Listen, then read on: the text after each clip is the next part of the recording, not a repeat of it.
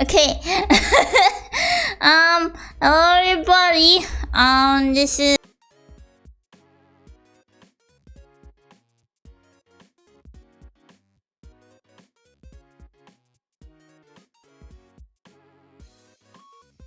I can't hear you. You cut out. Oh wait. Hold on. I think something broke. Oh, wait. Okay. Cat? Something broke on my end on Discord. Oh no. Oh, hello. I can hear you now. I don't know what happened. Something broke. Oh no. Something broke on Discord and on YouTube. Oh no. But it's okay. It's working now. I like how it broke on literally the first sentence. I know, said, right? That's so bad. The timing, because we were on call for the past hour or so, and everything was okie dokie.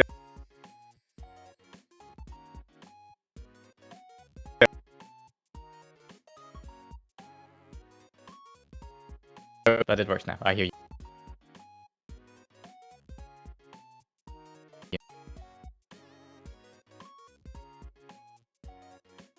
Now. Wait, I don't think I hear you anymore. Cat. Oh no. Oh god.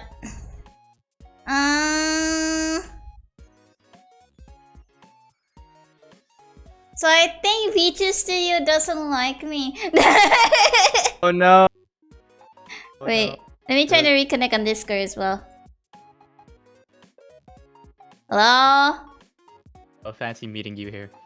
Okay, fancy meeting you again. Alright, so while we're here trying to set everything up all over again. Hi everyone. So this is me, Katheryne Persik. Baker in the sunrise, force protector in the sunset, streamer in the moonlight, and I am here with... Hi, I'm Donnie, and I'm a guy.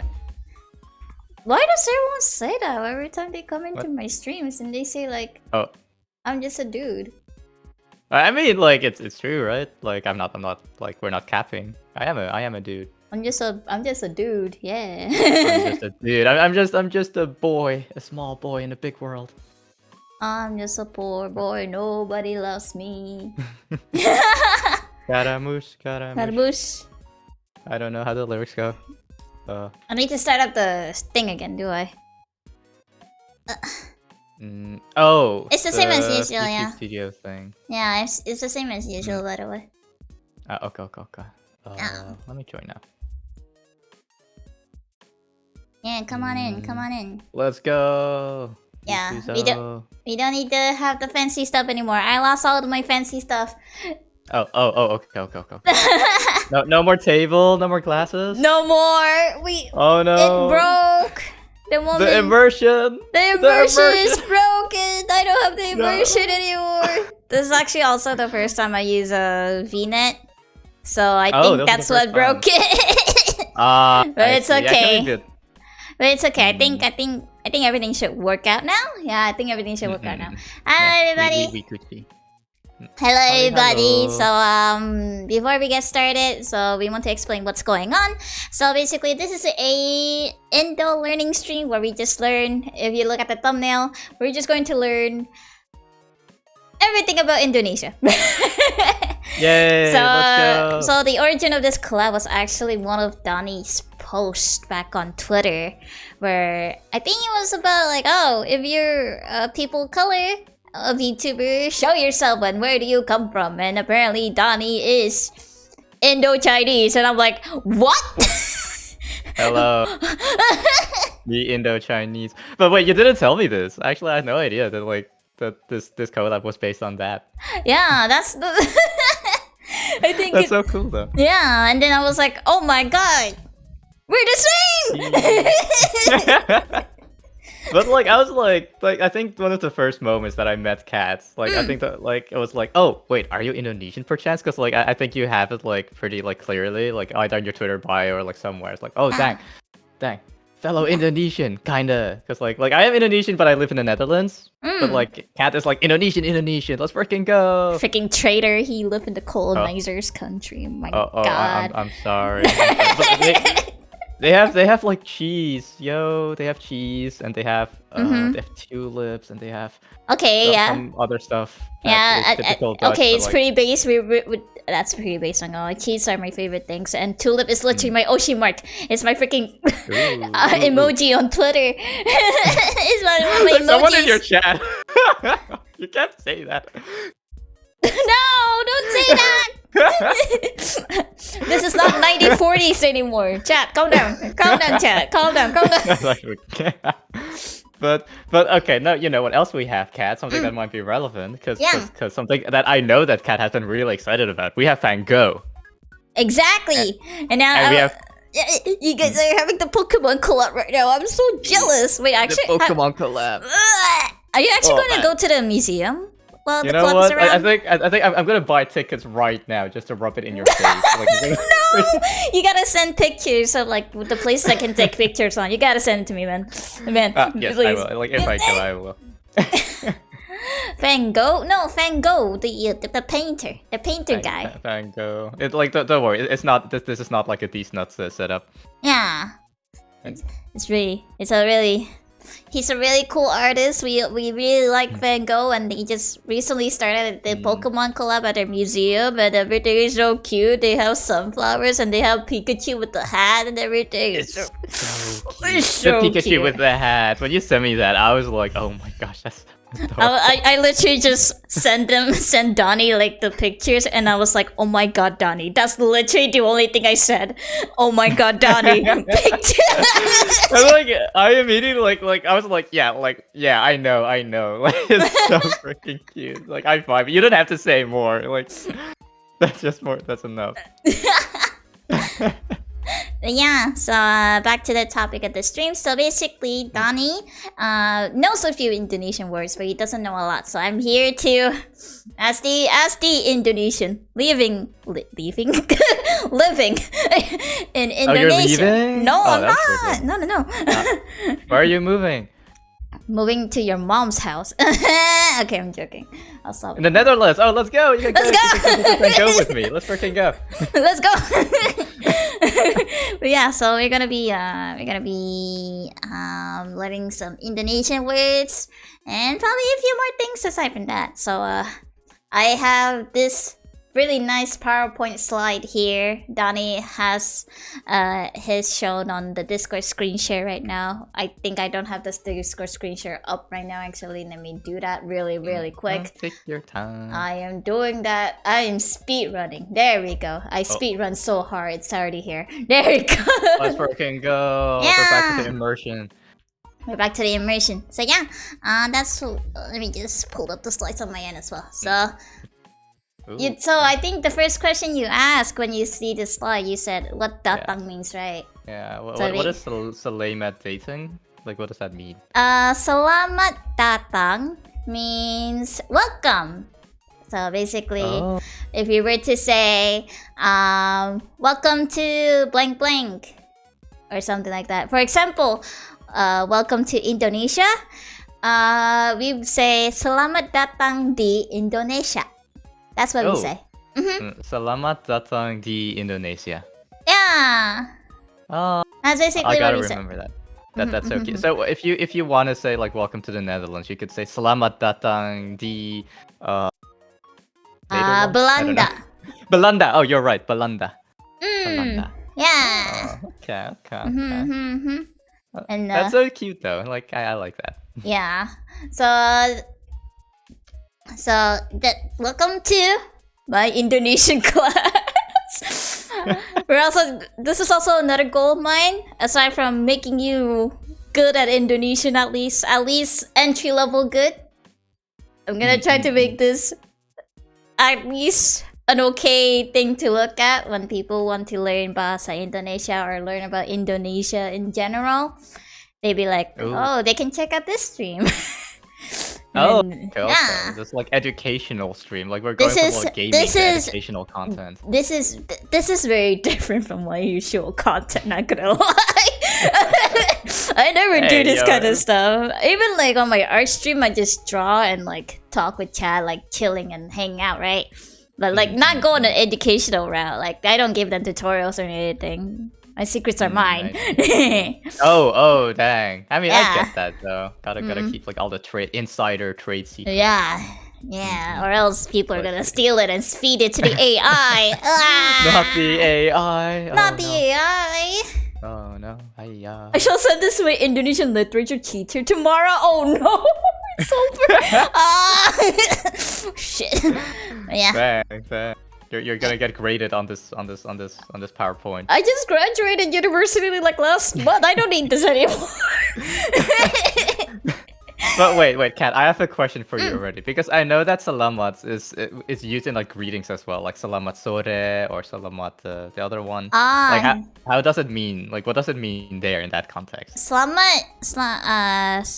like selamat sore, right? It's like good evening, and selamat pagi is like good morning. Selamat means good in like the context of like greeting someone, basically. When you say welcome, because like it's like a good intention, right? You say selamat datang. And if you want to greet someone with the current time, like what time is it when you greet them, but you want to have it on a good intention, you say selamat pagi for good morning, selamat siang for good afternoon, selamat sore for good evening, and selamat malam for good night. Okay. Gotcha. A lot to memorize. Selamat pagi. I forgot the middle one. Selamat sore for good night, and selamat malam for good night. Okay. Yeah, you're getting there. Let's go. Let's go. Oh, who needs Duolingo if you have Katheryne Persik? Yeah.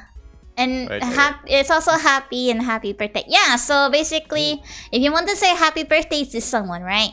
You say selamat ulang tahun. Because birthday, right? When you celebrate birthdays yearly, right? So ulang means repeat, and tahun means year. So we say selamat ulang tahun because you're repeating the year that repeating the time you were born, basically. See. Indonesian is like a very logical language in that sense. Like it all makes a lot of sense. Yeah, because there's some words that means differently in different contexts. That's what makes Indonesia pretty unique to learn. Even though like the grammar structure is kind of similar to learning English, but because like you have like the same words, but then it could mean very differently if you use it in a different context. So. Yeah, and if you want to say like, what's the name? Like I think I remember correctly, like Happy Independence Day. So, for example, if you're in Indonesia, like during August 17th, you say Happy Independence Day. You say Selamat Hari Kemerdekaan, basically. Something like that. Selamat Hari Kemerdekaan. Kemerdekaan. So selamat. Wait.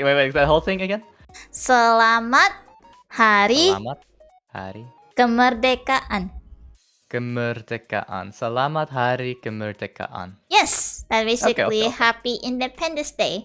Hari means day. Hari means day, and independence mean kemerdekaan. Gotcha. Dang, I'm learning so much already. Yeah, you're on the first slide. That's on the first slide. I didn't even put anything here. Let's go. That's freaking. And also, chat mentioned KBBI, right? So it means it's a abbreviation of Kamus Besar Bahasa Indonesia. It's basically the main dictionary for Bahasa Indonesia. It's not a English to Indo or Indo to English, but it's basically literally just like when you look at an Oxford dictionary, right? Oxford dictionary. I see. We have our own version of that called KBBI. Gotcha. I like not gonna lie, I first thought that like they meant Korean barbecue. Be right back. but like what you said, like it makes a lot more sense in context now. So thank you for explaining. You don't need to pick it up. It's very overwhelming to look at. I'm gonna be really honest. I think they have like 5 books They have 5 editions, I think, and they're pretty thick. Last time I see them, so it's. Like, do you have them? Like, is it something that's like every like Indonesian has like in their house? No, we don't. But we do have them in school libraries. I think it's like an essential thing to have in their school libraries. And sometimes we pull them out every time we do Indo literature classes. That's what I did in middle school back then. Ooh, okay.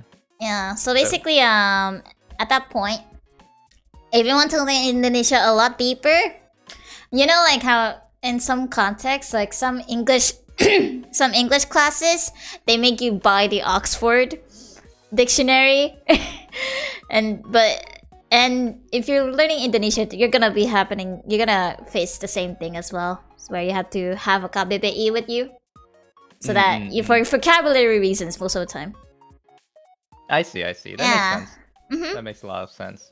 But yeah, but I think you don't really need it unless you're like very advanced in Indonesian in the first place. So I think even having like an English to Indo to English dictionary, you're already good to go.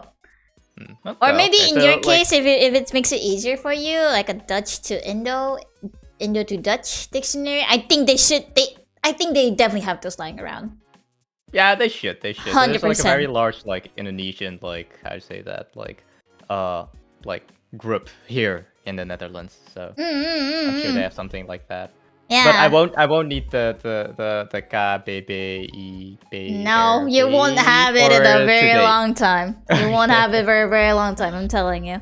And also another thing, speaking of like, since you mentioned Indonesian group, right? In like your area, in the capital, right? We happen to have a library? A library filled with Dutch books. Oh, really? Yeah, so we have a library that's like filled to the brim with books coming from the Dutch or from Europe. But I'm so sorry. And there's they're either translated to English or they're still Dutch. Like I think if I remember correctly, my grandpa actually borrowed some books from there, and they're like. And whenever I look at them, because I like to sneak around, and my grandpa just lets me read the books if I want to, they're in full Dutch, and I'm reading them. I'm like, what is going on? But no, I am so sorry that like Indonesia is still exposed to Dutch literature. Like no country. I think we're already pretty chill with that nowadays, honestly. So everyone takes it. I don't mean in that sense, but like it's just that Dutch literature is very, very how do I put it? I feel like if Dutch literature were an anime, it would be Sword Art Online. Oh my god! That's how kind of like how I see Dutch literature. Oh shit! So yeah, but. Like have you ever like read anything Dutch like in like an English translation or something of like a Dutch book? I have a Van Gogh biography. Oh, I have it on my desk right now, actually. That's actually really cool. Yeah, I think my grandpa borrowed it, and then we just end up buying it because we keep forgetting to return it. And then we just we just gotta buy the book, and I have it right now. I have it with me right now. I still haven't read it yet, though. You should. Let's go. Live reading one day. Live reading stream. Let's go. That's actually I'm not gonna spoil much. I'll let you know about it after stream. Oh. I have some plans with that book. Okay. Everything for the content. Even I monetize my own daily life. Jesus Christ! I shouldn't do that. Don't do that, chat. If you're gonna be a streamer or content creator, don't monetize your whole life. You're going to hate it. Have at least like a little bit of separation, I think. I think like one of the very few separations I have, a couple of the separations I have is that I actually play some of the games that are being played on stream right now by like literally everyone off stream. Yeah, for example, like Bread and Fred. I'm actually playing that off stream right now. with a friend of Oh, mine. really? That's the co-op game, right? Yeah, that's that one co-op game that everyone's playing right now. But I'm playing it off stream. Right. I also have a Baldur's Gate playthrough that's like off stream. Like all of them are like off stream. Only one that's on stream right now. I see. And I think feel like you're very like contrarian in that sense. Like you play like all like the popular games that people stream off stream, and you just play whatever you want like on stream. Yeah, I even play Unpacking off stream because everyone's playing it on stream. Yeah. So yeah. So welcome to the Indonesian class. We shall move on to Let's go. the goal of today's lesson.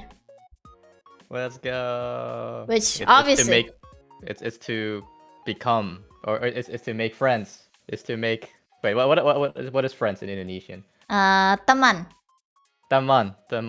You Make can, more Indonesian teman. yeah, you're gonna have more friends that can speak Indonesian, or even you can collab with a bunch of Indonesian VTubers in the future. Yeah, Like I noticed that was like a huge thing. Like the Indonesian VTuber community is actually like huge. it's like probably the third biggest, if I were to be really honest. One of like the third biggest community, right behind the Ian VTuber community. So right behind Ian and JP, Indo is the third biggest because we have big VTuber companies that are in Indonesia as well. So basically like Hololive ID, Niji Sanji X ID, and a bunch of other Indonesian companies as well that actually treat their talents very well. So, and also a couple really indies here and there. They're pretty big and they're very tight knit as well. I've been talking to a few Indonesian VTubers myself actually. So okay. So you're like immersing yourself as well in like the Indonesian. Like, yeah, VTuber because the thing is that when I was making this channel and my branding in the first place, I don't have any intention of going to the ID community because most of my streams are in English, right? And I'm more comfortable talking in English actually. So at that point, I'm just like, yeah, I'm just gonna brand myself as a English VTuber while I do Indonesian streams on the side, like once a month or something. That's the thing I'm doing. Yeah, and yeah, the reason why it's very big in Indonesia, I think they're like one of the biggest weeb communities in the world. So the anime community is very big here, and we have like big cons like Komifuro, and then a lot of people tend to fly to other conventions in the neighboring countries like Anime Festival Asia that is in Singapore. So yeah, so the anime community in Indonesia is very big, and in return, the VTubing community in Indonesia is also very big. And that's so cool though. Yeah, the best thing is that people are aware of it too. So it's not like only Indonesian people know about it. Like literally the whole world is aware of it as well, and that makes us really, really happy.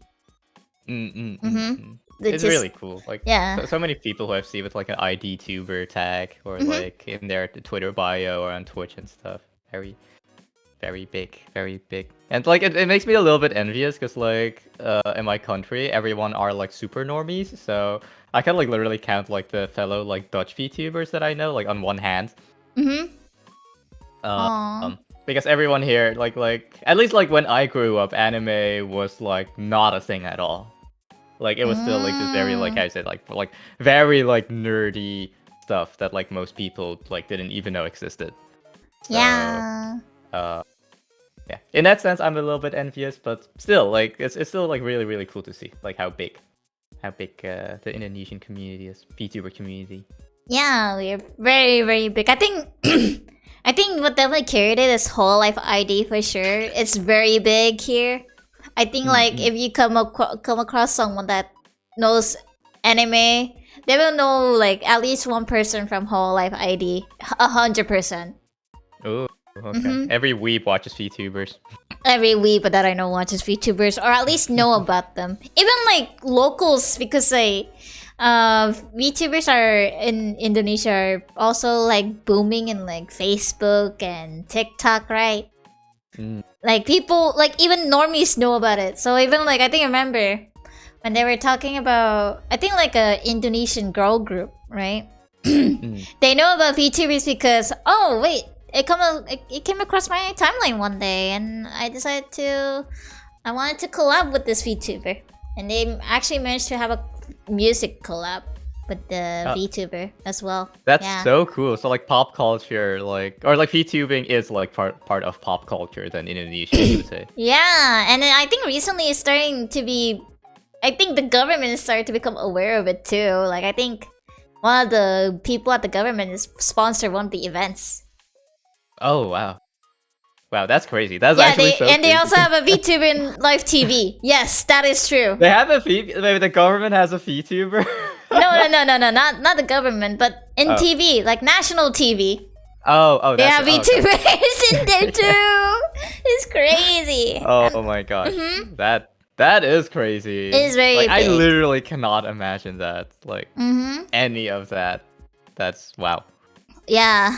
If you get into the deep dive in the Indonesian VTubing community, you'll see it's as big as the English VTubing community. It's just not as widespread because obviously language barrier is a thing. That's why I'm very proud of the ID community. It's so cool. It's so cool to be here. Even though I don't stream Indonesian as much, which I should be doing that. I should be more immersed in that. Are you planning to... is it something that you're planning to to do more stuff with the Indonesian VTuber community, or more in line with the Indonesian VTuber community? Yeah, I think I'm planning to at least try to do more Indonesian streams actually. Because I have this if you tune into my INDO streams, right, I usually have real-time English subtitles as well, so that people that are watching, my usual audience, can still tune in. I try to make my streams as accessible as possible to all sorts of people, even though I'm speaking in a different language overall. Just really, really very sweet. Yeah. Make sure that everyone can enjoy your content. I got that inspiration from Japanese VTubers actually have real-time English subtitles as well. Actually, they use an app, and I was hunting it down, and I found it. I hunted down and found it. Okay. Is it really accurate? It uses the Google Translate data, but I think it's good enough at least. Okay. I see. But yeah, that's so cool. Okay, waiting for more Indonesian Katheryne Persik streams. Yay! Let's go! Yeah, and one day, Danny, you're gonna be able to do an Indonesian stream yourself. Let's go! Let's go! Let's After this one lesson.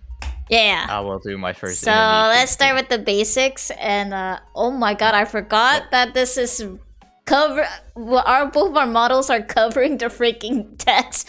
So I think we need to move ourselves. I think around. Move.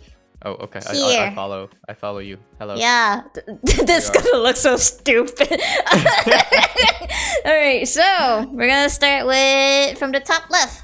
I think I already know this word anyway. Halo.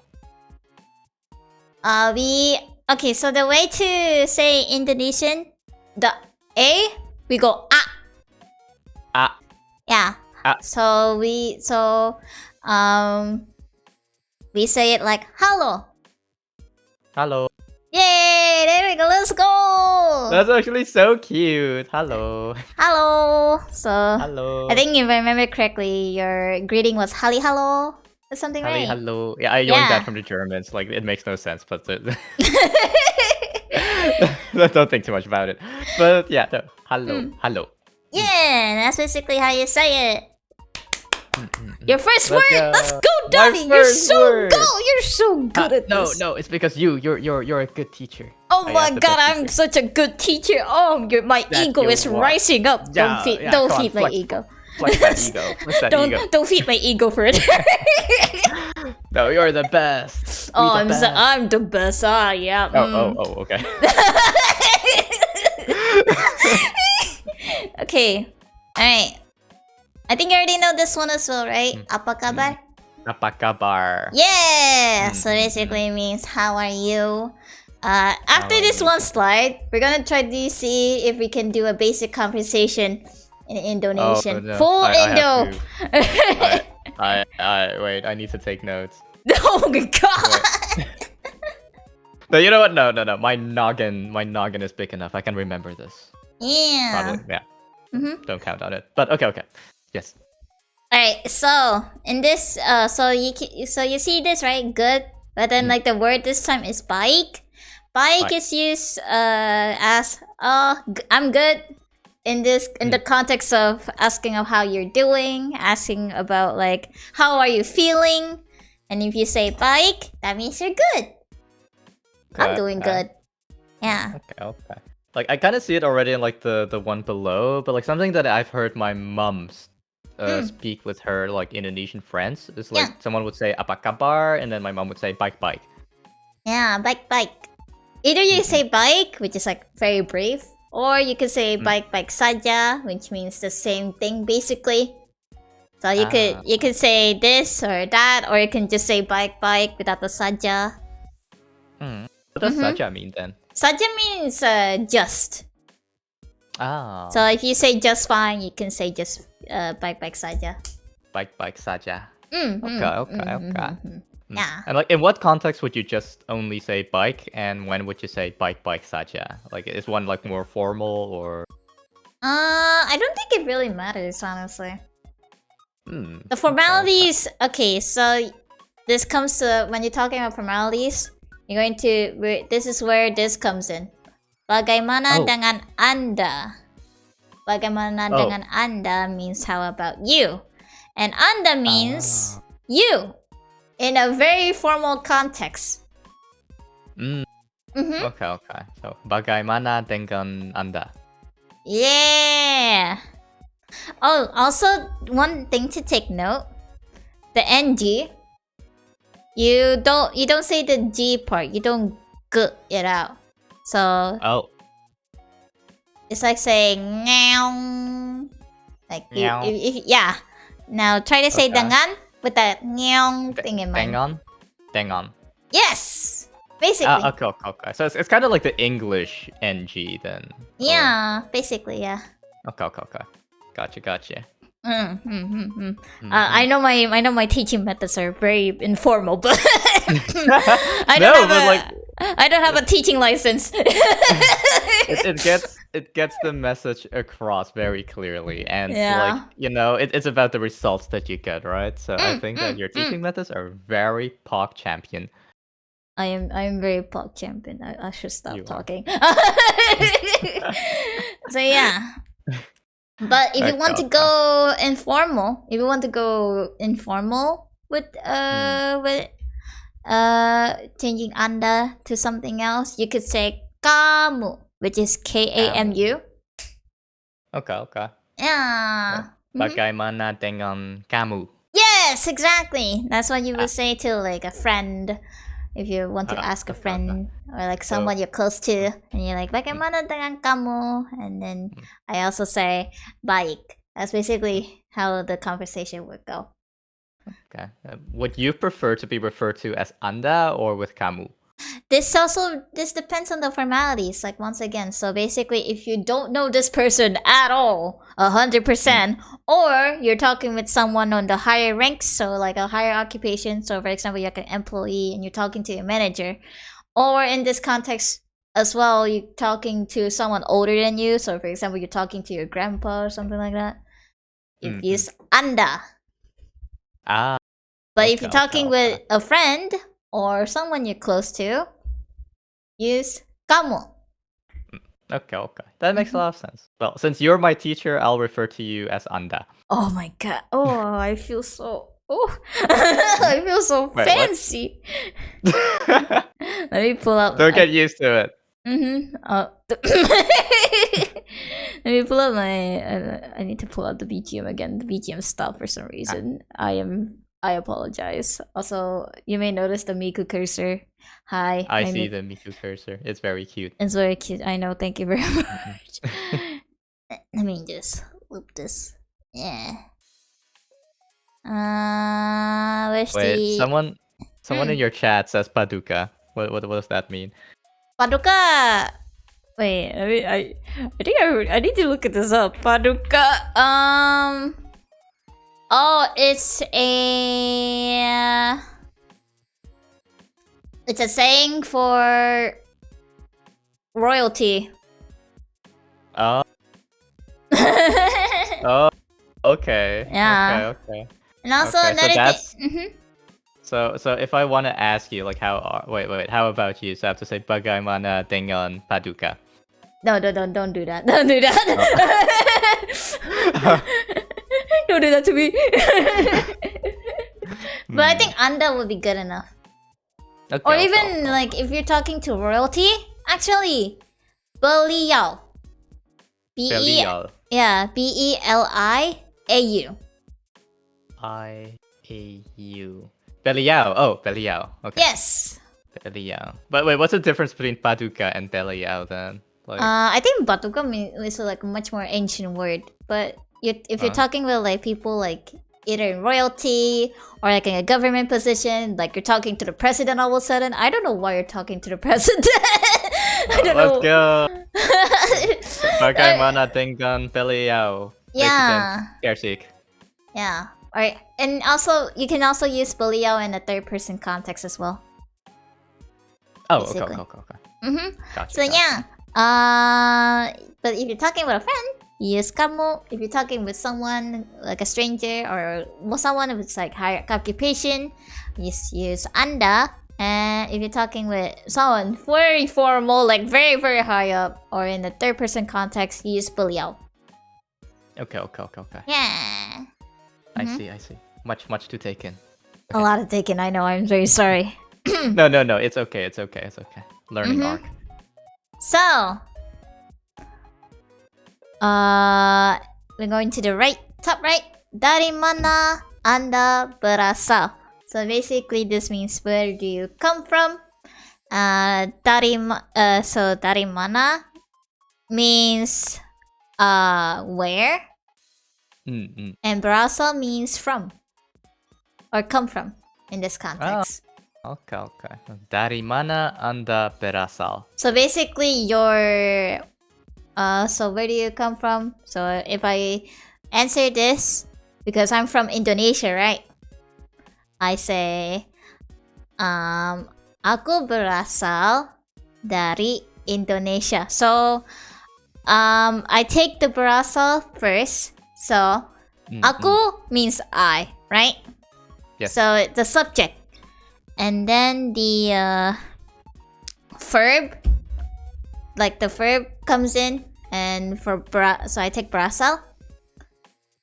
And then since from means dari, right? Dari mana is 2 words, cat. I don't know. Google says it's like 1 word. I'm sorry. But you googled this? You googled I thought you were a native Indonesian speaker. I know I'm a native Indonesian speaker, but I haven't typed in Indonesian in so long, Donnie. I haven't typed in Indo in a very long time, Donnie. I see. Hey, So dari means from, right? And then Indonesia, of course, is the object. So, I would say, if I want to say I come from Indonesia, I would say aku berasal dari Indonesia. That's basically my answer. Aku berasal dari Indonesia. Yeah. Okay, so if for me it would be aku berasal dari Belanda. Yes. Okay. Gotcha.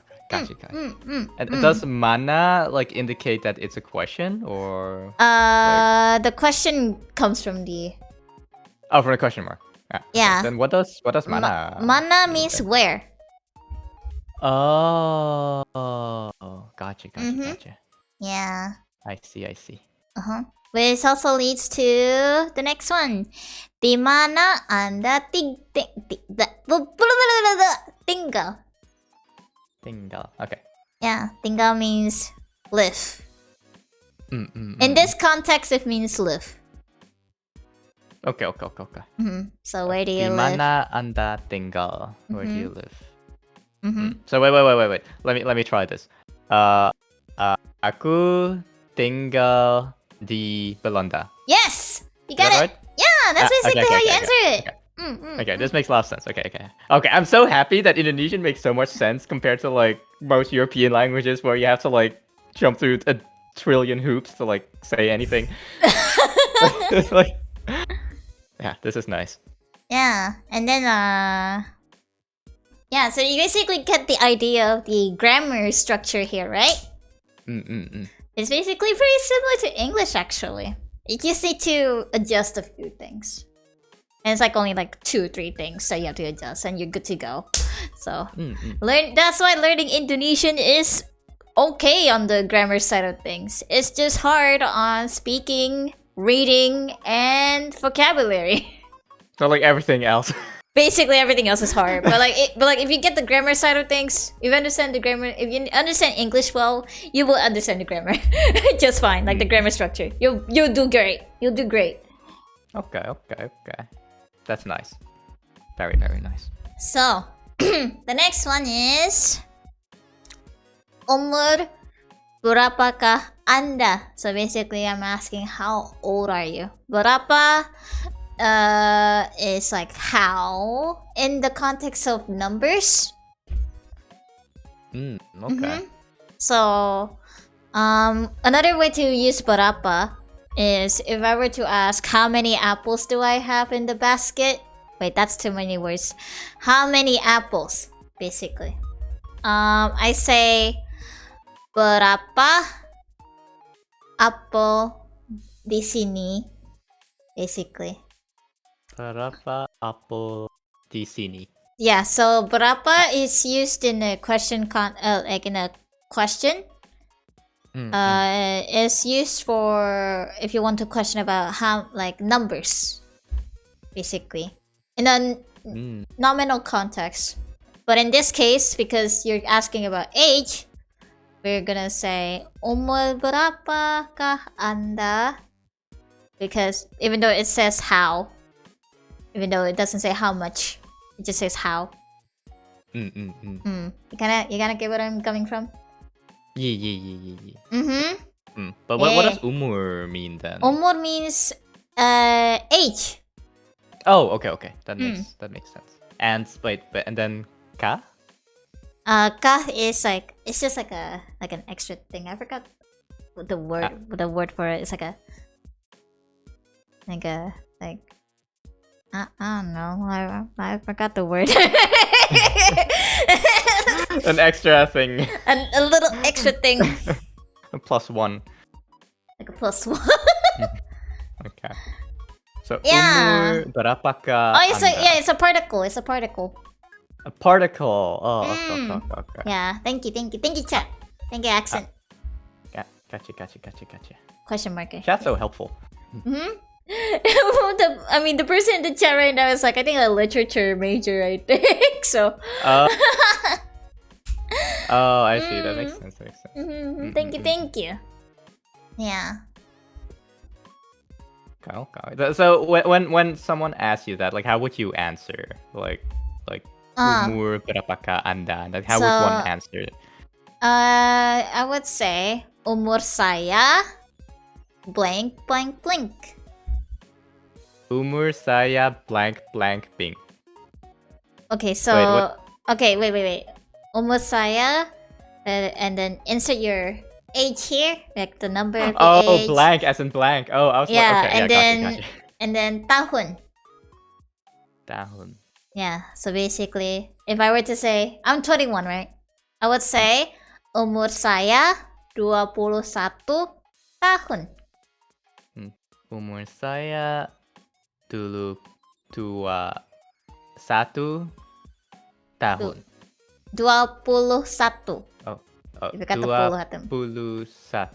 Yeah, tahun. that's 21. And I think if I remember correctly, how old are you again? Did you say I'm that? 24. Yeah, so you say 24. 24. Oh man, this is unlocking some core memories. Like I remember back in the day, my mom tried to force me to learn how to count to 10 in Indonesian. Oh no! 1, 2, 3, 4, 6, I think. You skip a number. Oh, I don't know what 5 is. 5. 5, you're right. 5, 6, 3. That's 3. Oh, that's free. Oh wait, I already said that. What? My brain. I forgot the rest. I'm so sorry. It's okay. We're not learning about numbers today, Donnie. Okay. You'll be fine. You're right. Okay. As long as you can say how old you are, I think that's about it in the numbers context. Umur saya 24 tahun. Yeah, let's go. Okay. Oh my gosh, my brain activity. My one brain cell's working. Yeah. And the next one is, apakah pekerjaan Anda? So basically, we're asking about what's your occupation. And pekerjaan means either job or occupation, obviously. Apa means what. And then kah is a particle, of course.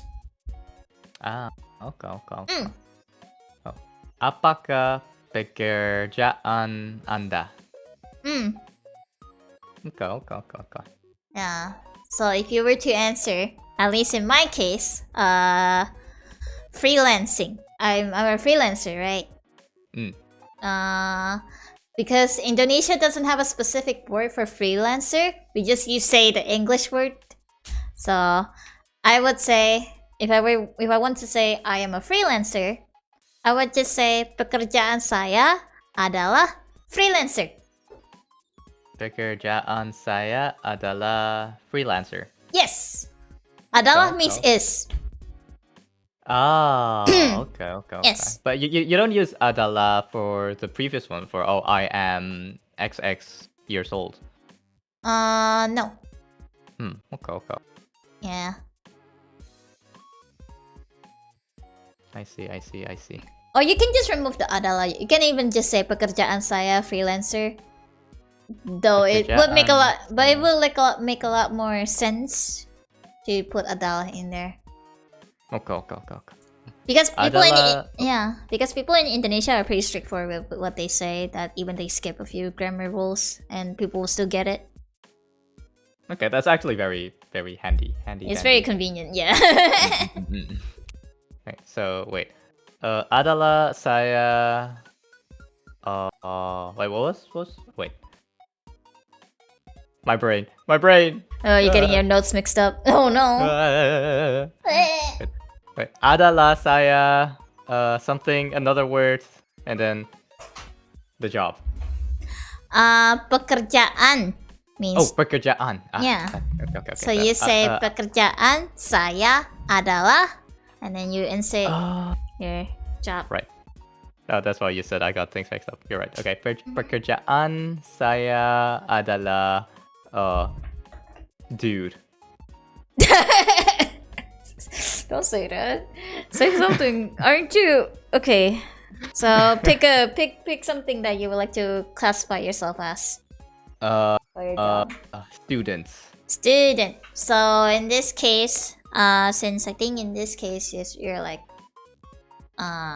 university, right? So you'd say mahasiswa. Yeah, siswa means student, but in the case of like college or university students, we use mahasiswa. We only use siswa for grades until high school. Gotcha. Okay, let us. Adalah saya pekerjaan mahasiswa. You got the thing mixed up. So you start with pekerjaan. Oh, you're right. I keep doing the same thing. Pekerjaan saya adalah mahasiswa. Yes! Let's go.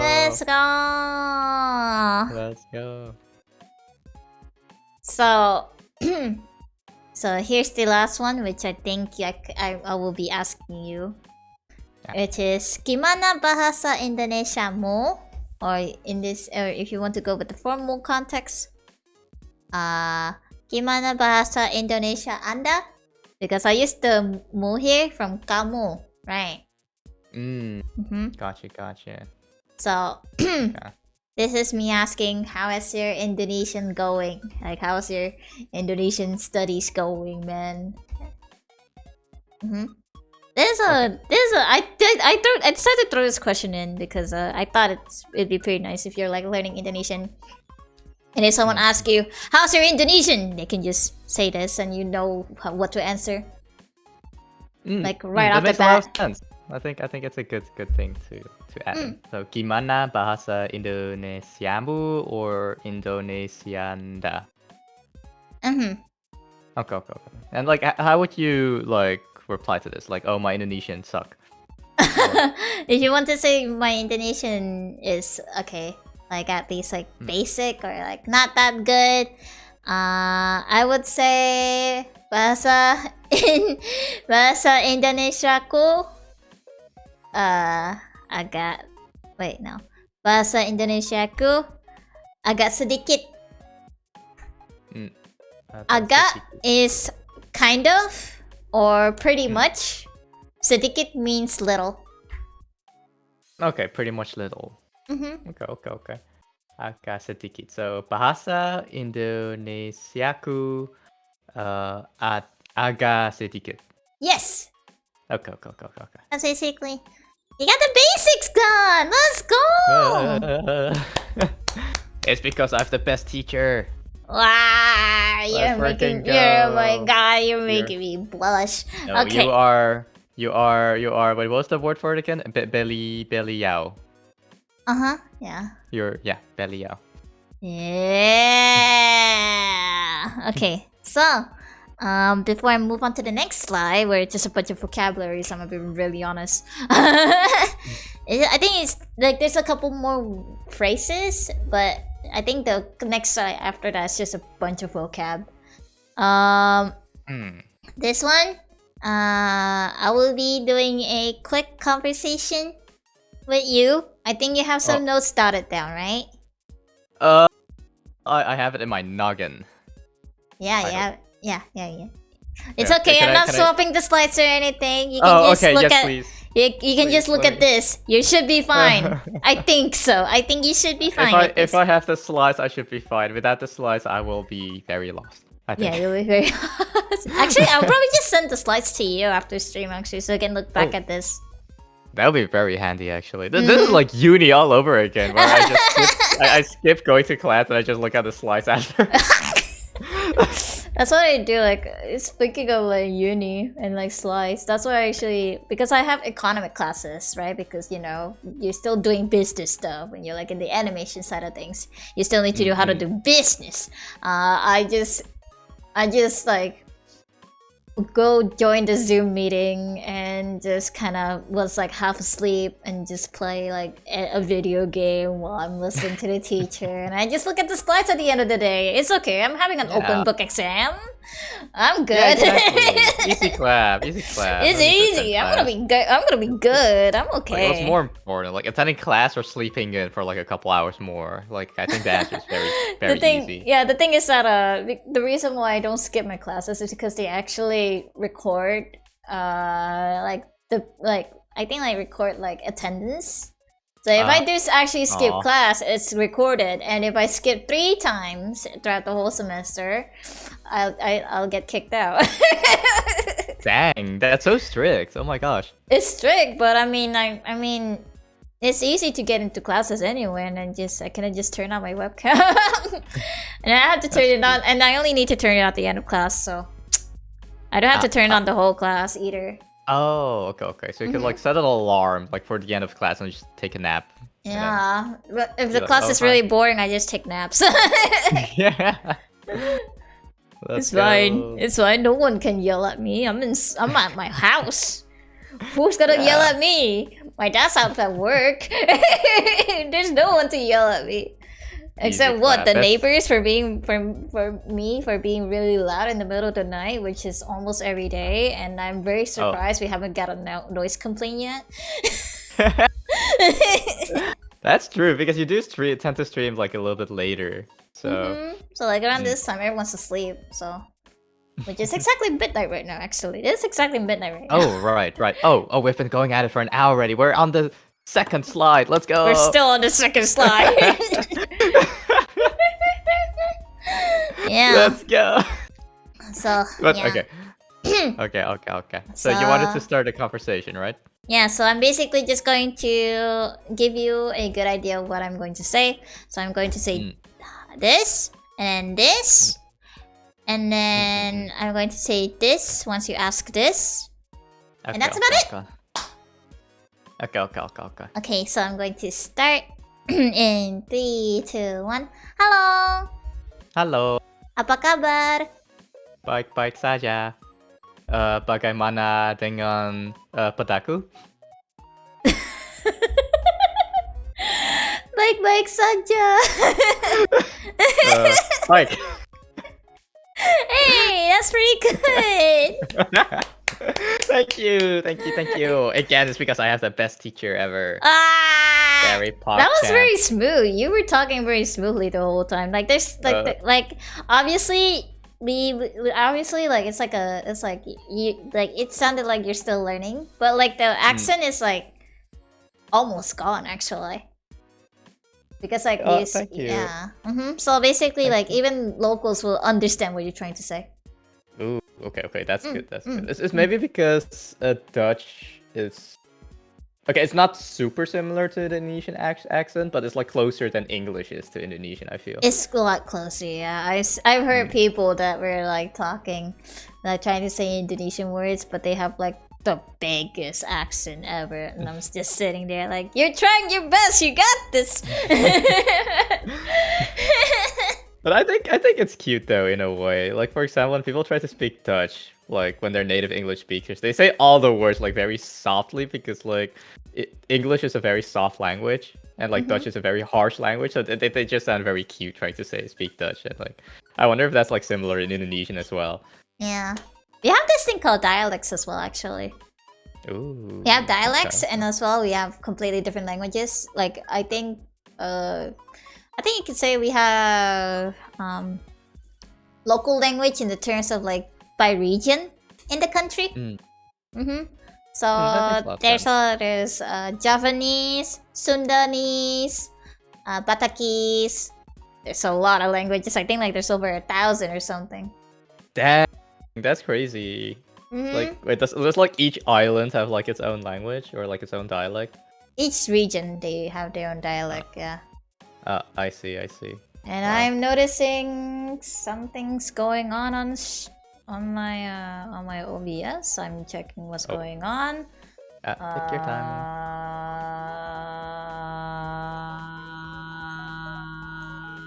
Hold on. I don't know why, but all of a sudden the the frame rate drop. Oh. The bit rate drop all of a sudden. Let me check what's going on. Okay. Take your time. I hope it's not something bad. I checked my Steam and... Wait a minute. Let me close that.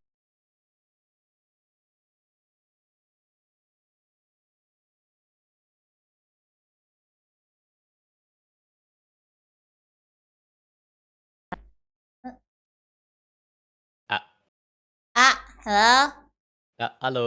Hello, welcome back. Okay. I think I fixed it. I don't know what happened. Okay. I don't know what I did, but I fixed it somehow. But we're back though. We're back. Oh, we're still in GDG. Okay.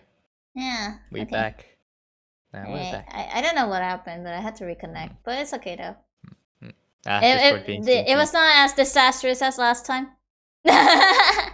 Gucci, we good. We bike. We bike. We bike. Okay.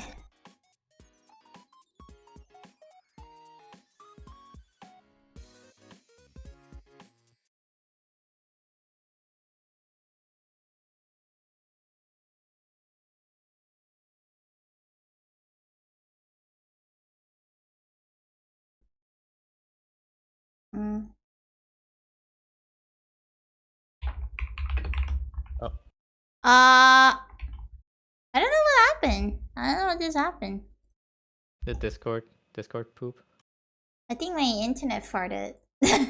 Oh no. My internet farted a little bit, and in the process, VTubC also farted. Oh no. But it's okay. We're fixing everything as we speak, and I'm trying to fix everything on my end too, and we're back, I think. So yeah, I see you on YouTube Studio. yeah, we're I back. think it's all good now again, right? Okay, Okay. so I need to change. I'm sharing the wrong Discord screen. See, like which? Oh, I think I know the problem now. Oh. It's with the freaking presentation. Oh. Yeah, hold on. I need to figure out how to do it without doxing myself by accident. Wait. Oh, yes. Take your time. And then... Oh no, that means I cannot have the cool effects anymore. No! Okay, let me just... Cool effects? Let me just go on studio mode really quick. Okay, studio mode doesn't help. There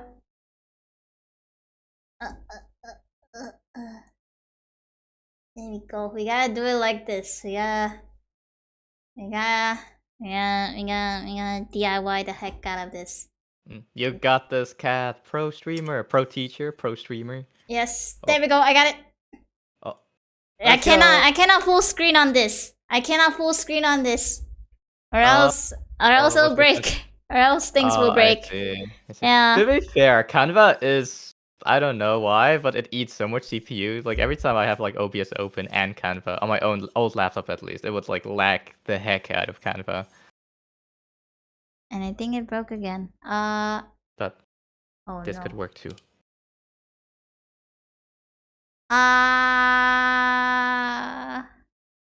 What's going on?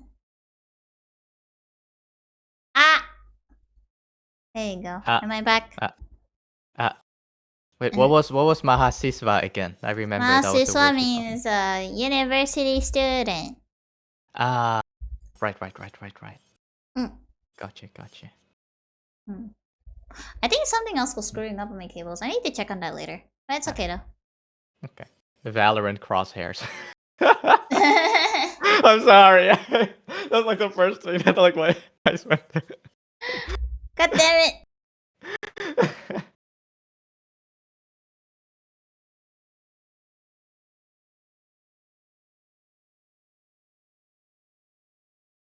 like dialects and stuff, and I was like asking, like, is Bahasa Indonesia, is it like its language on its own, or is it like close to one of the like dialects that you mentioned, like Japanese or the other ones? I think it's yeah, it's kind of like that, yeah. Okay, so it's like its own language then. Yeah. I'm also done. Yeah, I don't know what's going on, but everything is breaking for some reason. Every time I tap out of something and it breaks. Oh no. I don't know what's going on, but I think like something is plugging and unplugging, and then plug back in, and then unplugged again, and then yeah, that happened. No stress.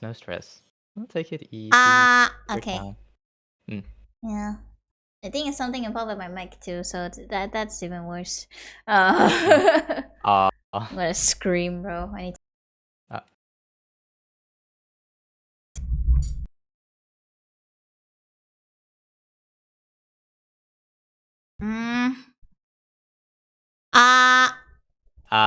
I replugged my mic. Okay. As a last resort. I think it's because of the mic cable. Okay. That's screwing up. I hear you. Yeah. I hear your voice just fine. Let's go.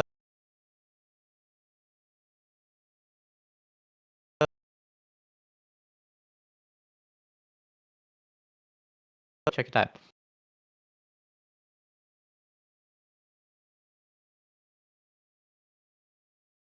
Hello?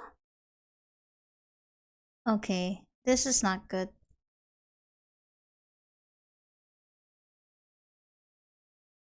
I don't know what's going on. Can't hear Donnie.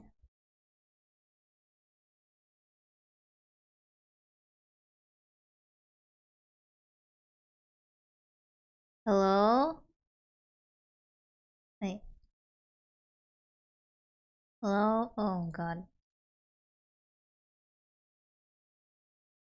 My audio's broken.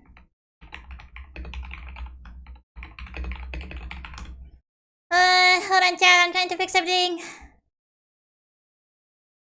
Yeah, I don't know what's going on. This just happened while I just update OBS as well. Wait. I think I know the way to fix it right now. Disable. Yep, I need to disable this really quick. That's the first part. The second part is I have to disable, reload that, and then off on, and then yes, okay. Alright, and then the next thing I gotta do is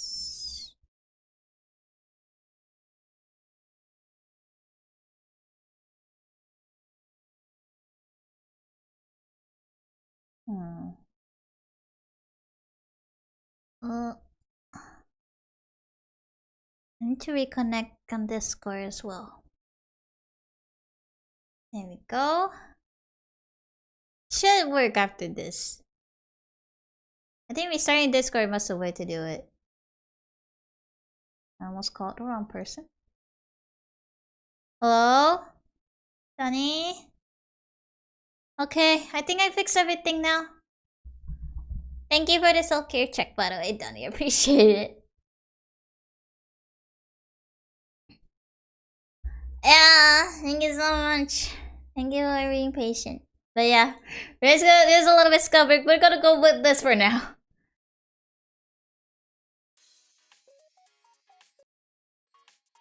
Yep. Alright. How do I do this? I'm gonna share Discord screen. Right? Actually, you know what? I'm gonna...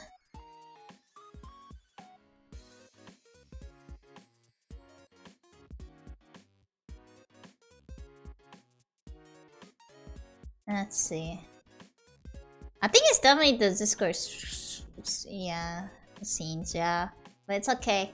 I can just do this. And then do that. You know, Donnie can see everything here. Oh my god.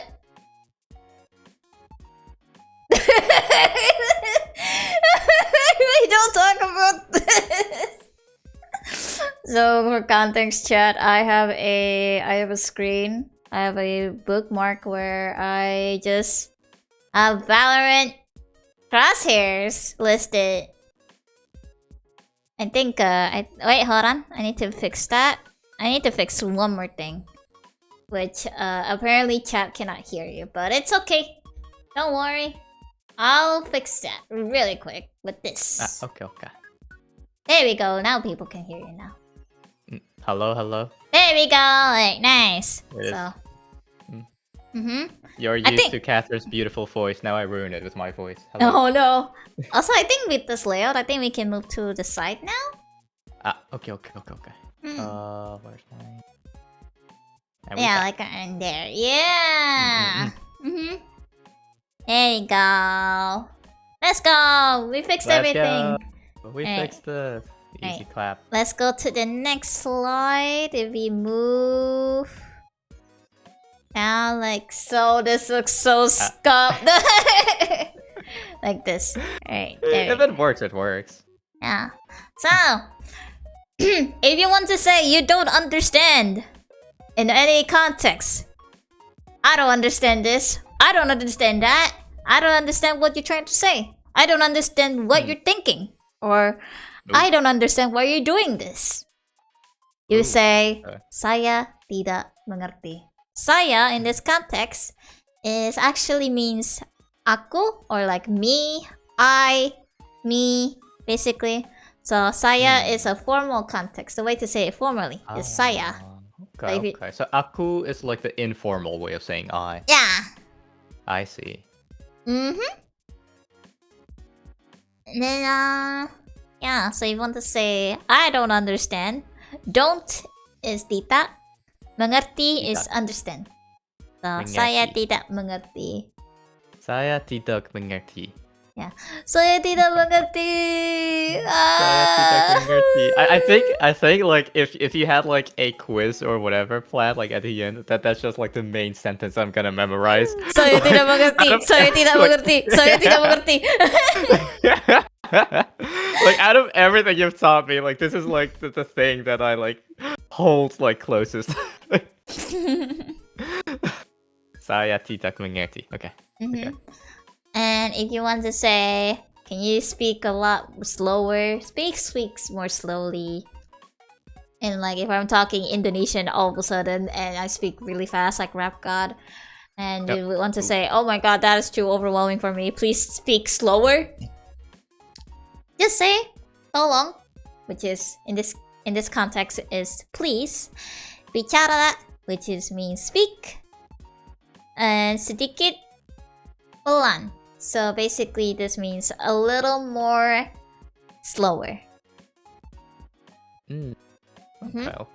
So, tolong bicara sedikit pelan. Yes! You're getting the hang of pronouncing things. Oh, I'm trying. And next, if you want to say, bisa tolong diulangi? Wait did I say that? If you want to say, can you repeat that again? Just say, bisa, which means can. Tolong, which is like, and like, help, or, and also in this case, like, please, help, please, help. Diulangi means repeat. Okay. So ulang can means repeat. Help repeat. Okay. So bisa tolong diulangi. Yay!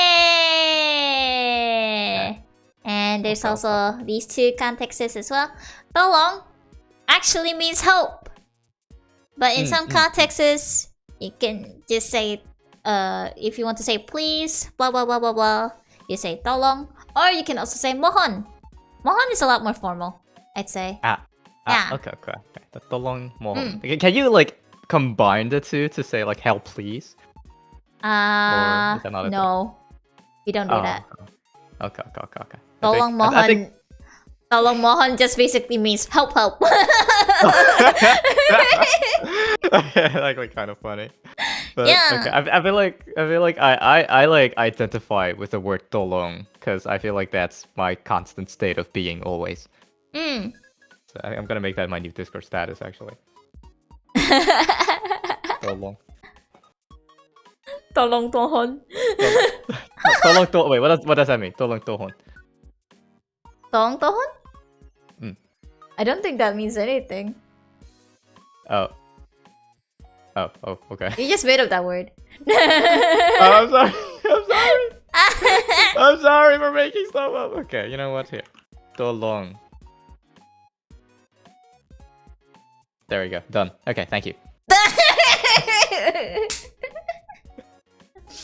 Oh, that's good. That's pretty good. Okay. Yes. And yeah, exactly like what Accent said. So, mohon bantunya means please help as well. Mohon bantunya. Yeah. Okay. So in this case, bantunya means please, or bantunya means help. Oh, wait. So mohon. Wait. So I'm telling you, Danny, there's different words that has the same meaning. Okay, wait, so if you say tolong mohon, you basically say help. But if you say mohon bantunya, then mohon becomes please, and bantunya means help. Yeah. Like in that context. Okay. So you don't say tolong mohon or mohon tolong. Okay. Gotcha. And these are pretty easy. Permisi means excuse me.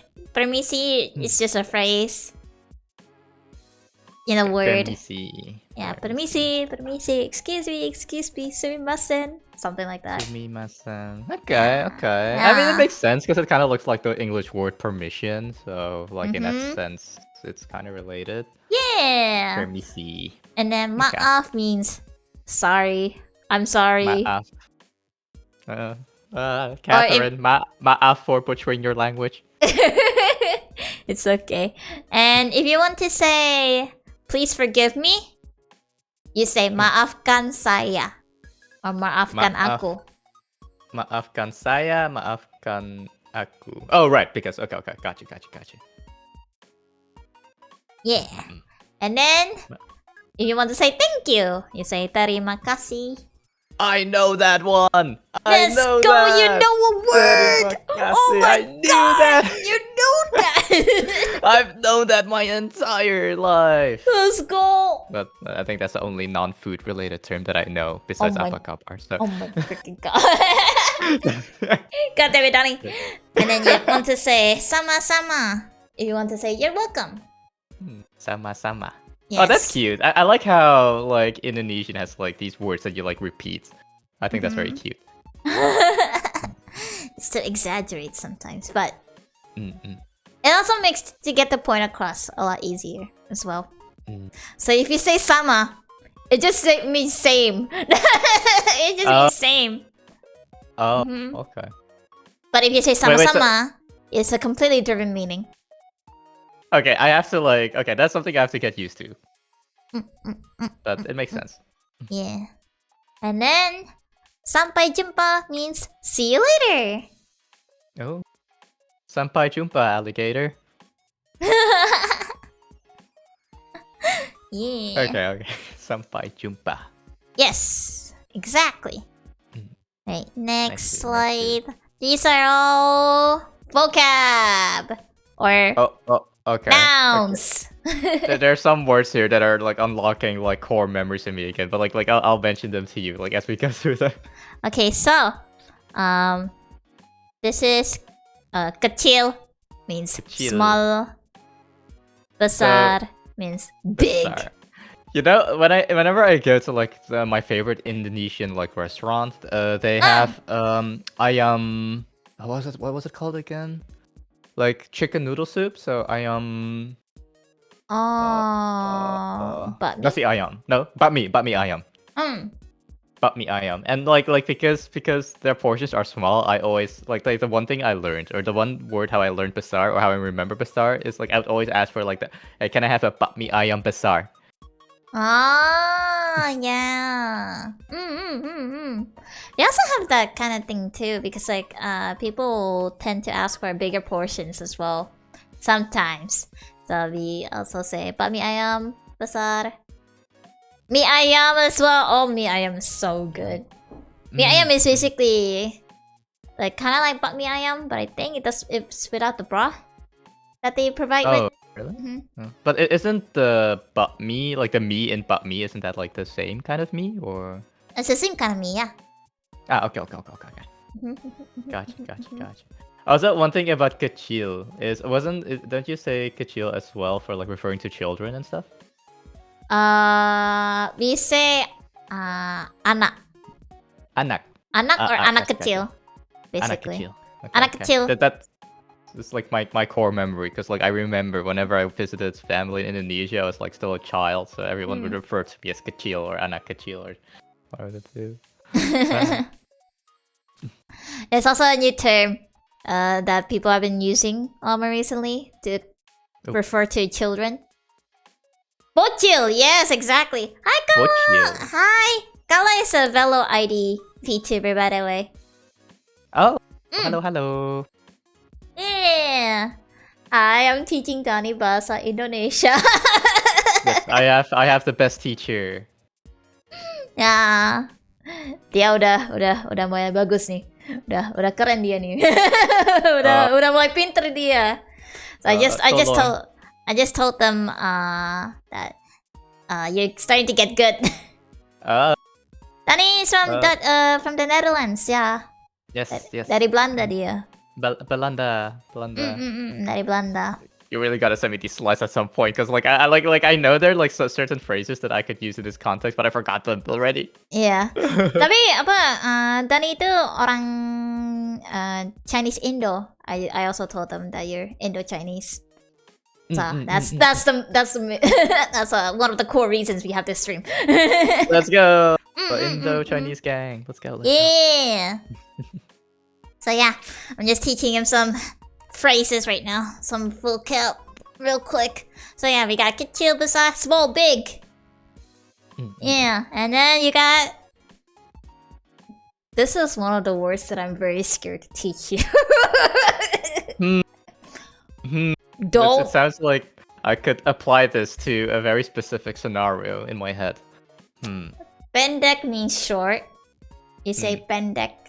And then tinggi means tall. Katheryne Pendek. Cat Pendek. We're calling the class today. Thank you everyone for coming. Like, I'm sorry. Tingy?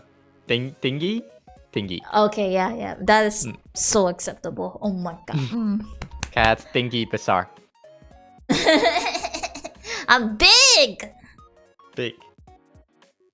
I was about to teach you. Wait, what? No. I'm joking. I'm not gonna teach you that word. No. We're going too far. I'm not teaching. No. No, but like, no. Okay, so before the stream, Kat was like, "Oh, I'm gonna teach you like the worst things ever." I'm like, oh, please, I'm so innocent. Please. This is the most say so Katheryne Persik stream, but this is also the most unsay so Daddy Hottie stream. Like, imagine.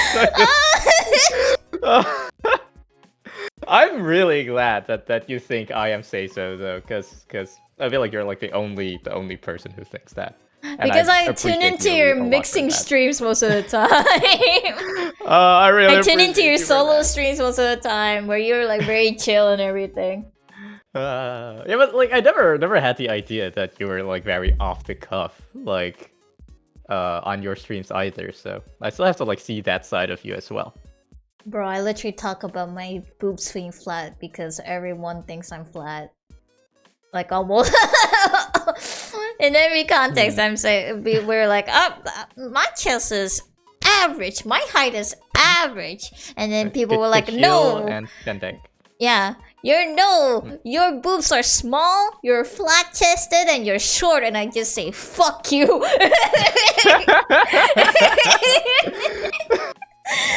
Okay, wait, let me try to translate that. Buba kecil. Buba kecil.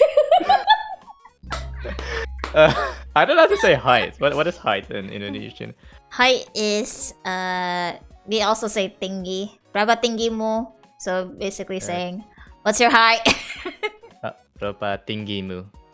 Katheryne tinggi. No, chat don't teach him. Only I can teach him. Oh, rata. Oh. Buba rata. Buba rata. That sounded like a freaking rap verse. Like what? A rat? Rap. A rap? Oh, a rap verse. Oh. Yeah. Hey, yo, what's up? Buba rata.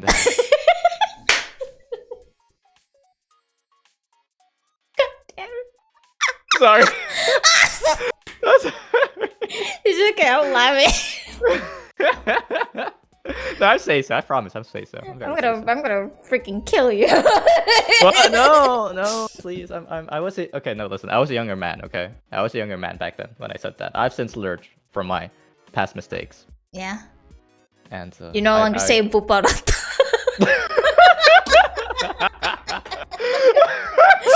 I am a gentleman. That's so funny. From buparata to gentleman.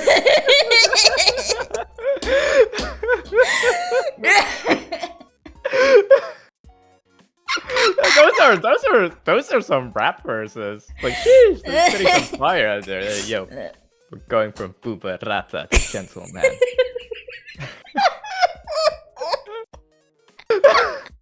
God. Oh my god, this is so good. We're giving you some ideas for your next song, Donnie. How do you feel? I'm writing this down. Bubarata. You want to make a diss track or something? Katheryne Persik diss track. Don't make a diss track out of me. I'm gonna sue you. I'm gonna take it to court. It's creative license or like whatever people say. Like it's copyright. I'm gonna strike. No. I'm gonna throw a DMC strike on you. No, please, no, not the DMCA. Let me have my bubarata. Okay. So what do you prefer, like buba kecil or buba rata? Both of them sound really bad, Danny. Oh.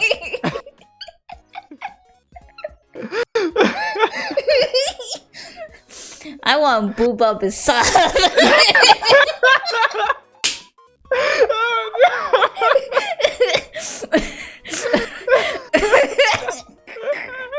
No, it's not. It's not okay. No, listen. It's not about the kecil or besar. Okay, it's about the the technique. What are you trying to say? Moving on. So spicy is pedas, right? Spicy is pedas, yes. Okay. I knew that. Spicy in the context of taste, okay? Yeah, flavor. Oh, okay. So you cannot say like model pedas. What? Like your model, if you went to like a spicy VTuber stream, you cannot like describe them as pedas. Oh no, don't say that. They will think that, oh, I'm actually I'm not that mean or anything like that. You would say sexy. It just means sexy. Sexy, okay. Yeah, your model is sexy. Model under sexy. We don't even have like sussy words on here, bro. I like how like the sussy words are like borrowed from like English. Like in a way, it like I feel like Indonesian is like a very say-so language then. A lot of people tend to say that when I speak Indonesian, right? I speak very polite. Oh really? Okay. So that's like your like business, your business speak is just Indonesian, like the formal, polite speak. Yeah, when people like, I think like when I did my first Indonesian stream, like I think Bara, one of the white gang members, right? Bara told me, "You sound so polite compared to what you say in English." Because this is actually because I never really have Indian like friends back in high school, so I don't tend to do hangouts and now that. I'm a pretty sad person back in the day. Not gonna lie, looking back. That was back in the day. Now back in the so day, I'm friends. peaking. Now I'm peaking. You're peaking. You're popular. Yeah. The Katheryne Persik. I am. I think like a lot of people say that their peak era was like in high school. I'd say my peak is uni. That's fair. I'm crazy social in uni. Dang! Look at you pop off. Yeah, I'm a good student in uni, and I talk with people, and I have connections, and yeah, it's great. And then I talk with people in online, and I'm talking with them in a casual context and also in a business context, and that makes it so much better. So yeah, popping off. Wait. Also, is this true? Like what someone in your chat said that East Japanese is like.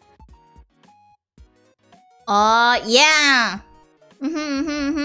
Because a lot of people in Java, they are very well known to use curse words in like every sentence.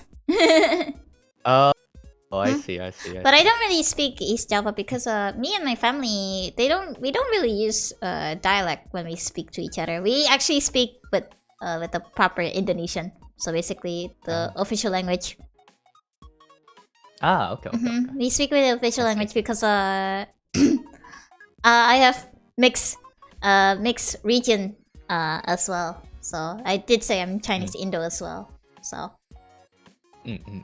which actually, well, since let me just DM you.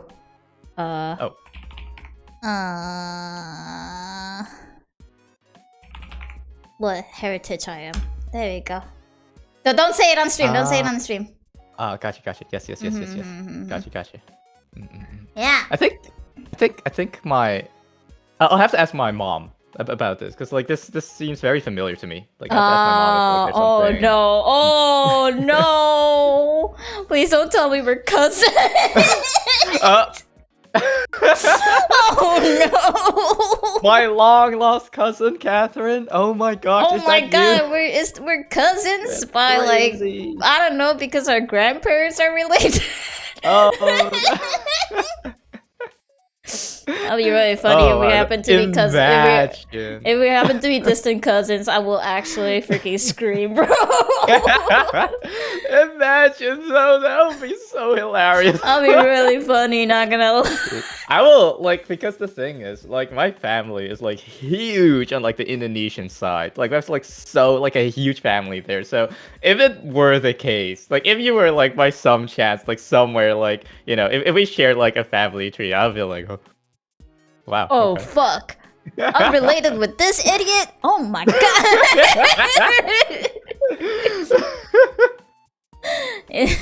Dang. Alright, moving on. So this is this is Muda. One more thing I wanted to say about Pitis. Mi goreng Pitis. Top notch. Oh yeah, that's oh my god. Indomie? Indomie.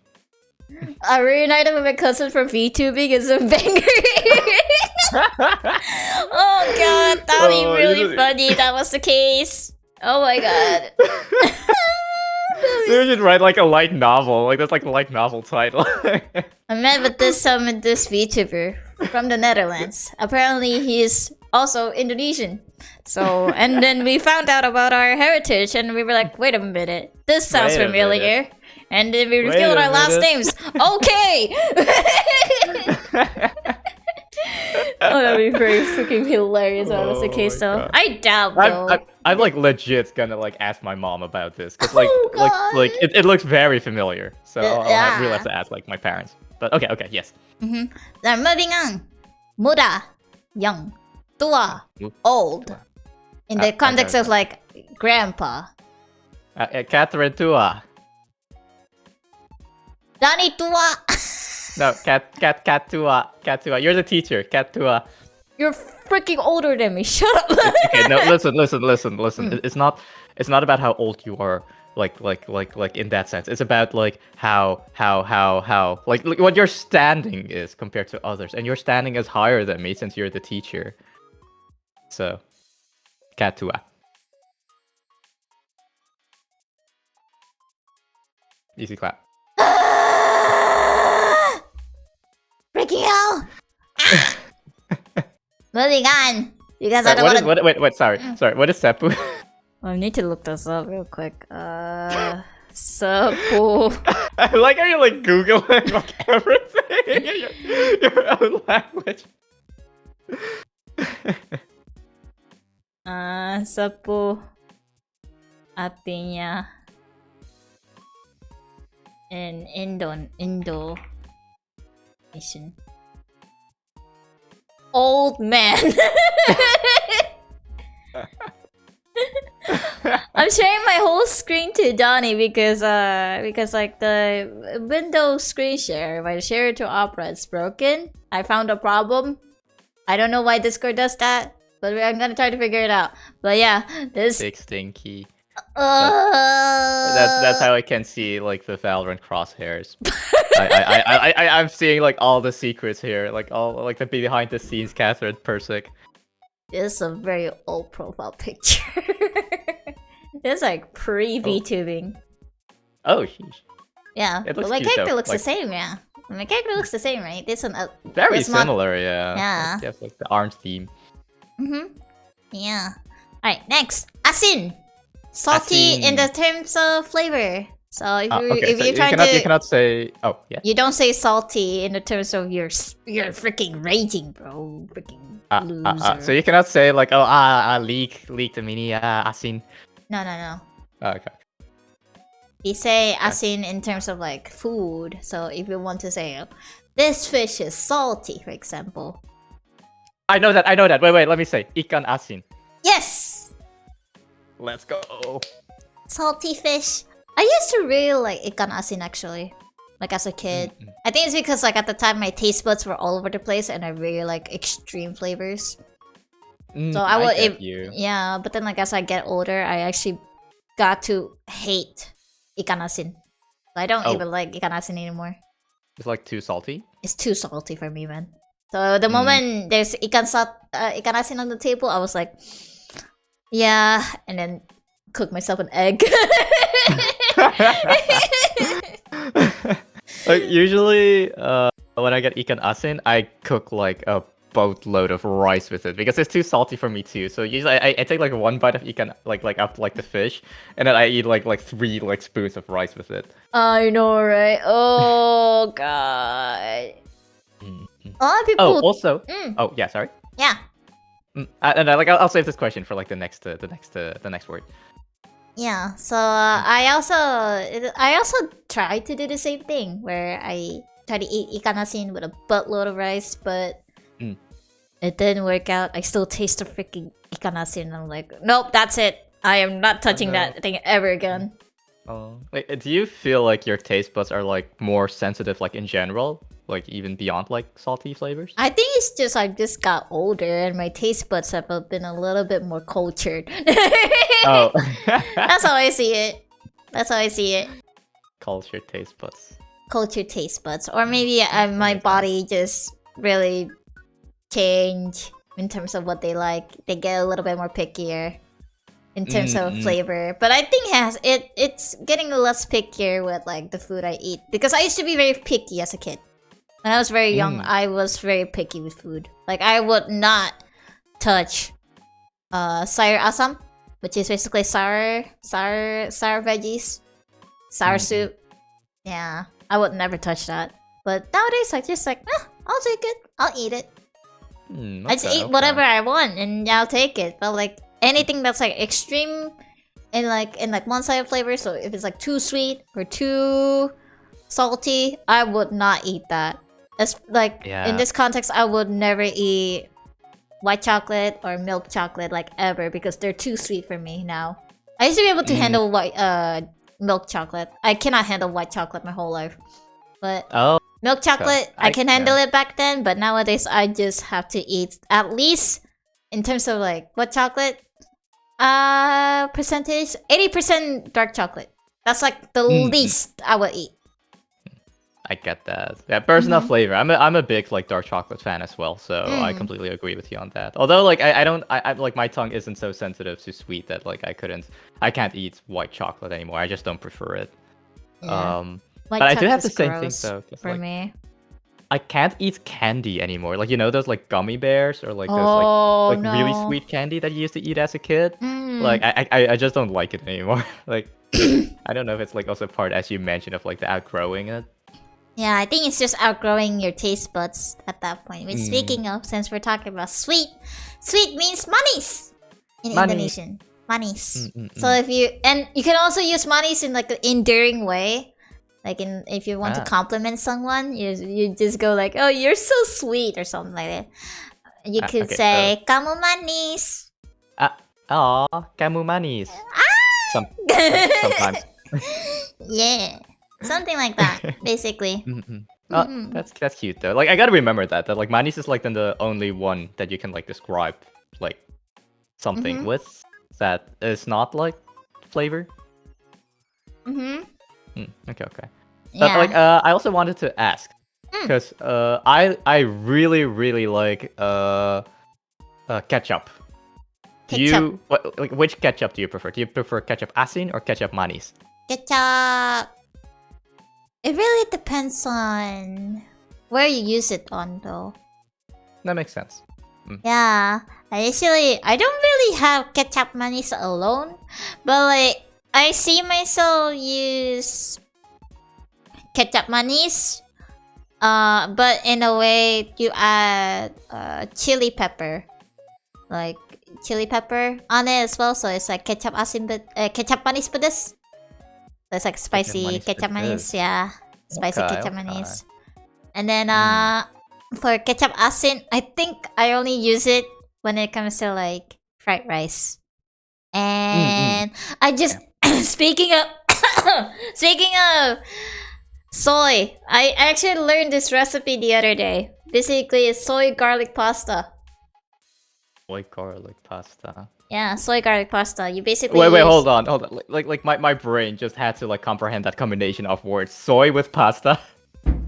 Soy sauce. Soy sauce with pasta. Mm. Okay. Yeah, so it's like basically if you don't have anything, if you cannot make even freaking bolognese, you can just make soy garlic pasta. You've tried that?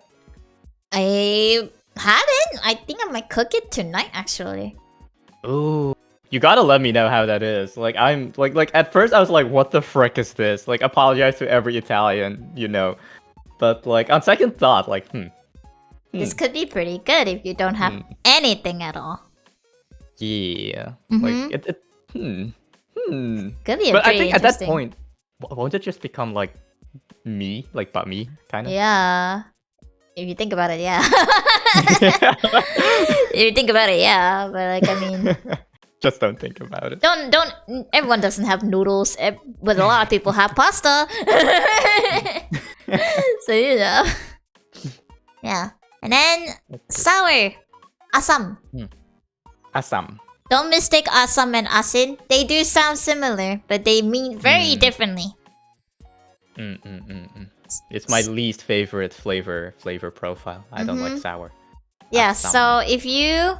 so to remember this properly, you have to remember the vowels. Okay. So if it's AI, is you just remember asin. If you remember double A's, it means sour, asam. Okay. So just remember how the vowels are, and then you should be able to get if it's salty or sour and everything like that. You should be fine. Gotcha. In that context. Yeah, I think it should be okay.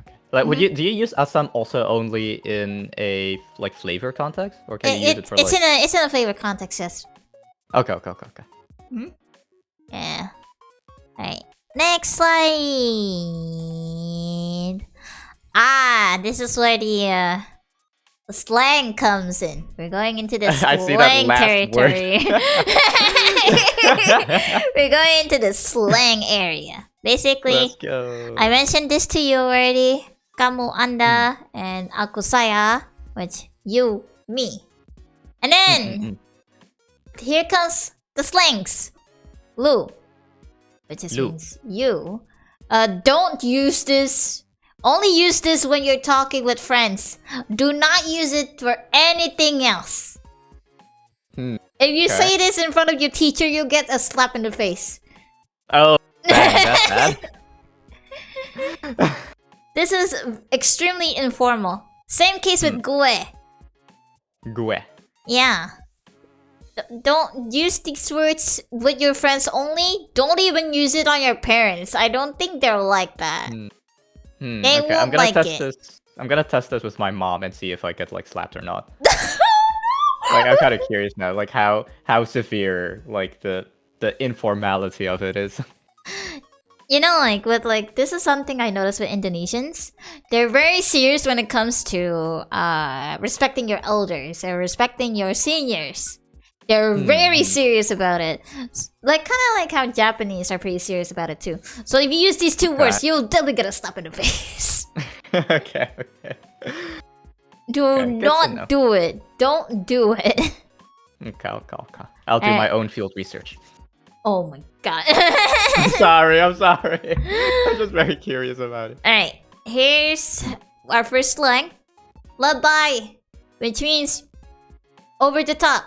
So if you if I say alu labay, that means I'm saying you're over the top, bro. Basically. Lullaby. Yeah. Okay. So I'm cat labai. Okay.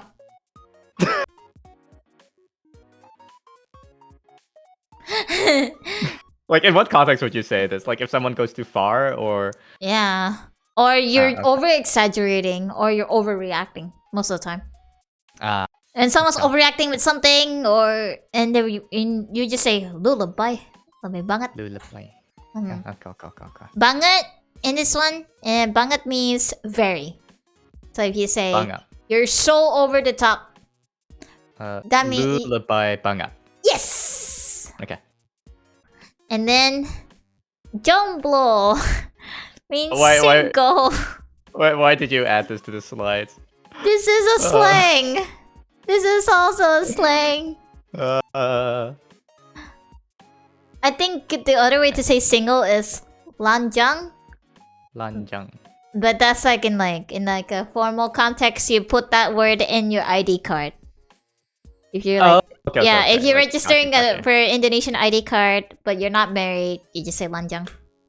Gotcha. Or they leave it blank. I think. Wait, let me check my ID card actually, because I have it right here with me.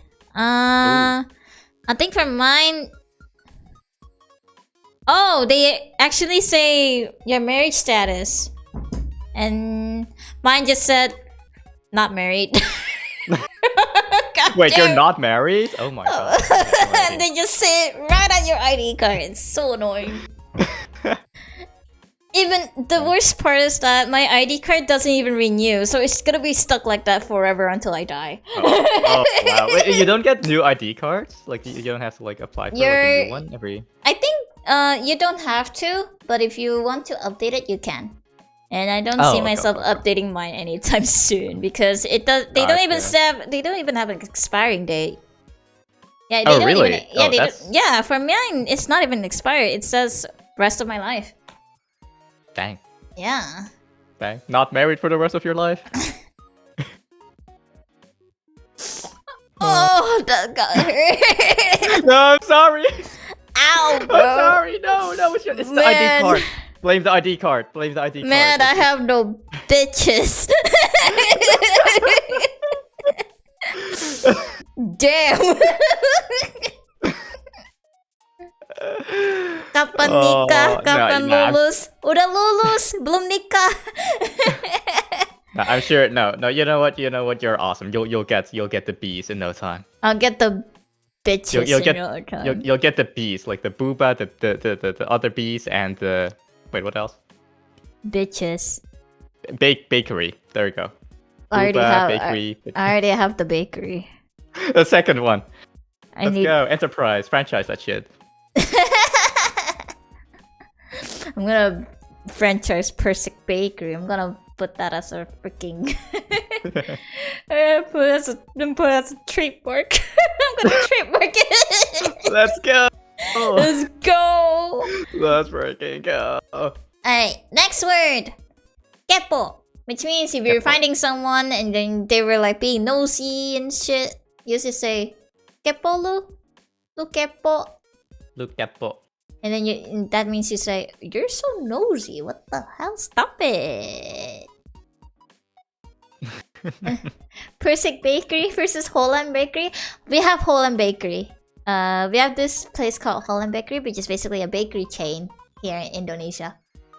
Oh. And one thing that's really cute about Holland Bakery, they're all buildings, right? They don't really have like a branchy like a mall or anything, but they have buildings. And the building usually has a windmill on the top.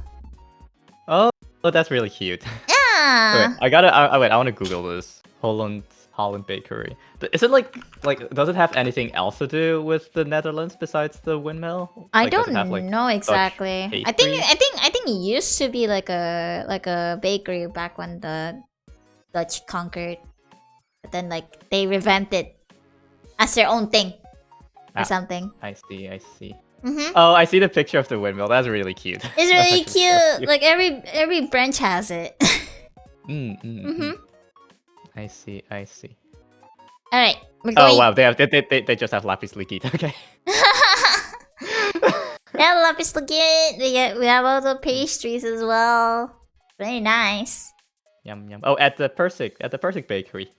Yeah, Persik Bakery. I love lapis lazuli. Oh my gosh, I'm visiting. I haven't had a lapis lazuli in such a long time. Oh my god. Me neither. Oh my god. I'm gonna freaking buy one tomorrow.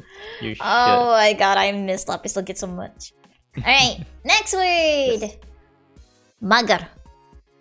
Which is actually like a short for malas gerak. Malas gerak? Malas gerak. Oh, malas gerak. Yeah, malas means lazy. gerak is move. So basically, if you're too lazy to move, you say mager. Aku mager. Gue mager. Gue mager. Yeah, that's means. That's actually very funny because, like in Dutch, mager, or you would say mager, means skinny. Skinny. Skinny. Skinny. Like thin. That's very ironic, actually. It is, right? So, like at first, I thought it was like maybe like it was like one language based off like the other language, but like since you mentioned it's just a short form of like the proper way of saying it, it's just a coincidence, which I think is really funny.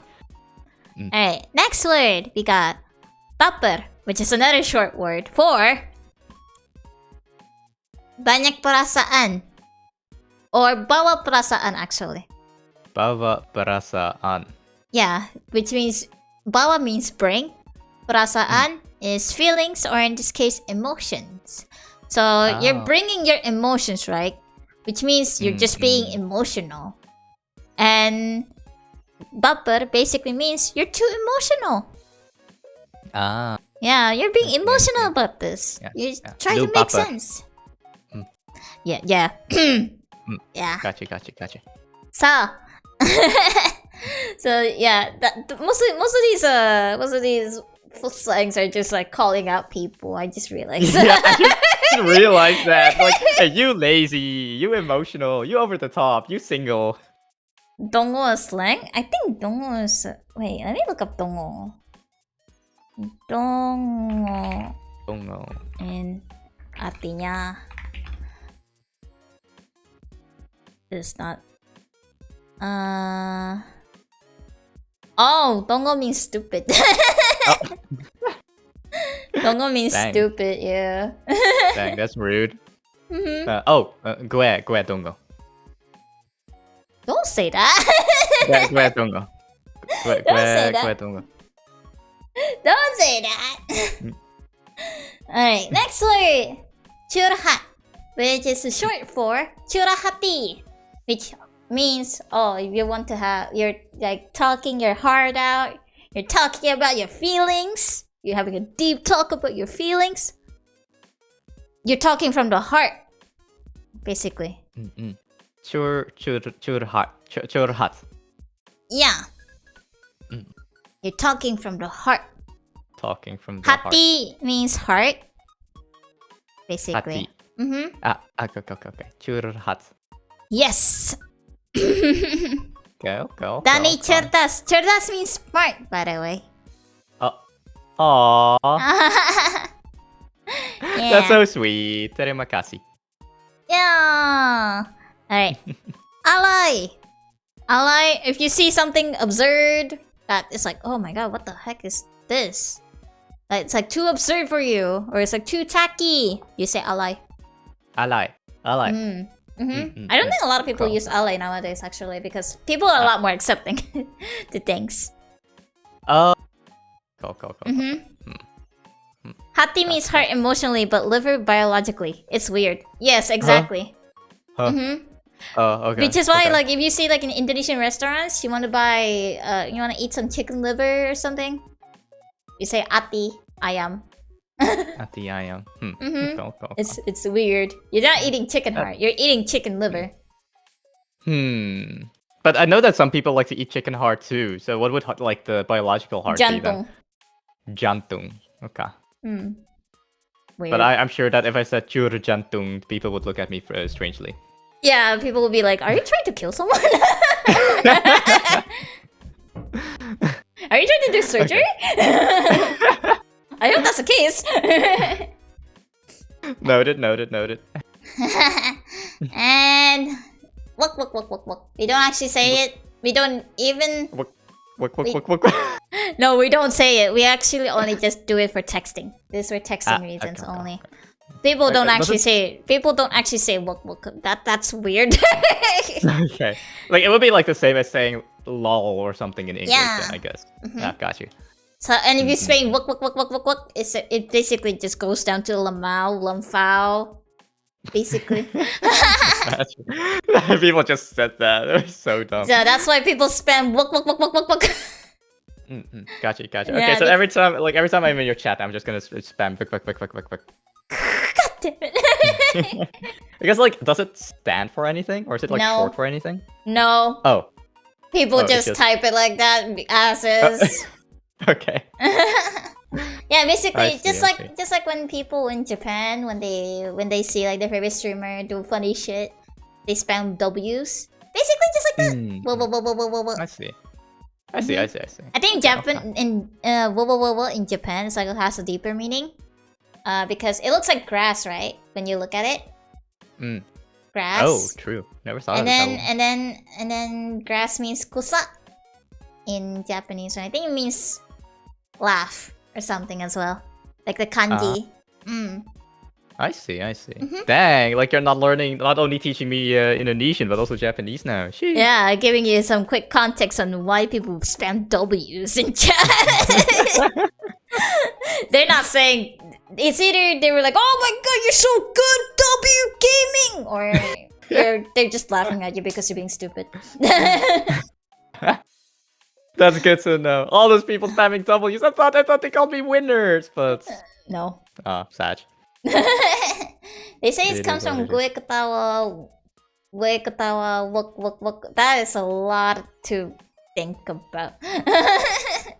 That's not. How do people laugh in Dutch? Do they have like a little specific way to say text in Dutch? I don't.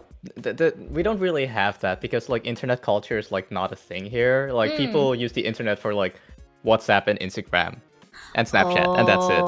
So like internet culture in the sense of like Twitch or like the message boards and stuff, that's like not a thing here at all. You so just people speak just say, English. Like, just speak English. But it's just haha or lol or that's it. XD. Emojis. Yeah. Yeah, that is... This is getting boring. You kind of realize this, right?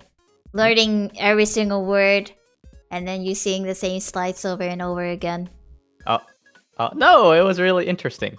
But like as a teacher, as a teacher, I am getting bored.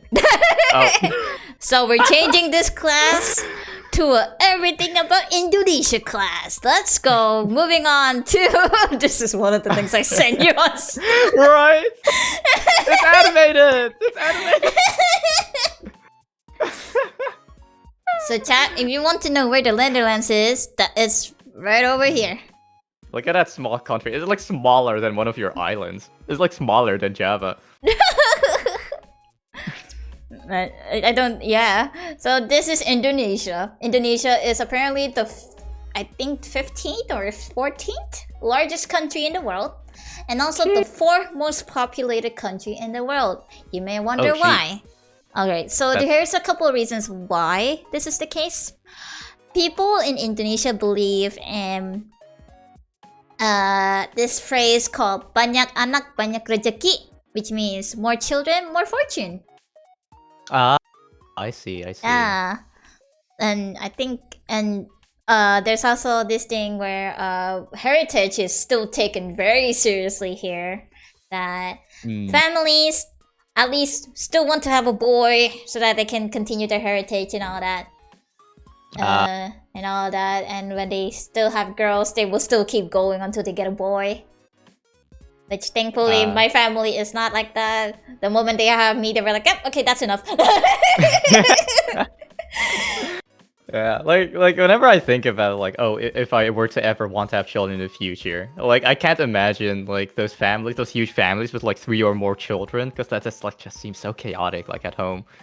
Yeah, I know, like, right? The introvert in me would not be able to handle that at all. A lot of my classmates back in high school, they have like 2 other siblings, so they were like a family of 3 children most of the time, which also in this case doesn't make sense because we actually have a birth control program called Keluarga Berencana. Oh, you do? Yeah, we have a birth control program. Well, it's just a program. It's just a campaign. We don't do anything medical here. Where basically a family can only have 2 children regardless. But no one really cares about it, and even the campaign doesn't really care about it, so people still end up having more than 2 children at the end of the day. I see. Yeah. I mean, if like the thing that you mentioned about like more kids is more fortune, if that's like a big cultural thing, then I get how that could be hard to like get out of. It could, yeah, because we're like, I think we're very insistent on keeping up some couple of traditions we have still. So that tradition is still ongoing even to this day. Even I don't understand why people do this. It got to the point where everywhere is populated. Dang. Everywhere is populated. Every island has like people. Like everywhere are people. Java is the most populated island. I think in some cases they could say it's overpopulated. Because here's the thing. You cannot get a good job outside of Java. Oh, it's like one of those cases where people go to like the big cities and stuff to find jobs. That's why there's so many people in the capital. I think the capital is overpopulated, actually. Oh man, like my dad, I think came from. I don't think, did he come from Jakarta? I forgot, but he kept talking about never go to Jakarta because you'll just be stuck in traffic like the whole day, like the macet total. Macet total. Oh my god, we're very well known for macet. We're very well known for our traffic, and we're also very well known for Jakarta getting floods every February. Dang. Every February, there's always a huge flood in the city, and crazy. It breaks traffic, it breaks electricity, it breaks everything. Oh my god, we always have a hard time. Yeah, that sounds rough as heck. That's why actually the capital is planning to be moved somewhere else. Because of geographic, going on the geographic side of things. Jakarta is sinking. It's sinking? Wait, actually sinking? Like, to the point, like, it's sinking as if, like, the ground is starting to get lower, to the point it's getting a little bit concerning. So they're actually starting to make plans to move the capital now. To somewhere in a different island, actually. Kind of makes sense, yeah. To a different island altogether. Becoming the new Atlantis. Let's go. Yeah.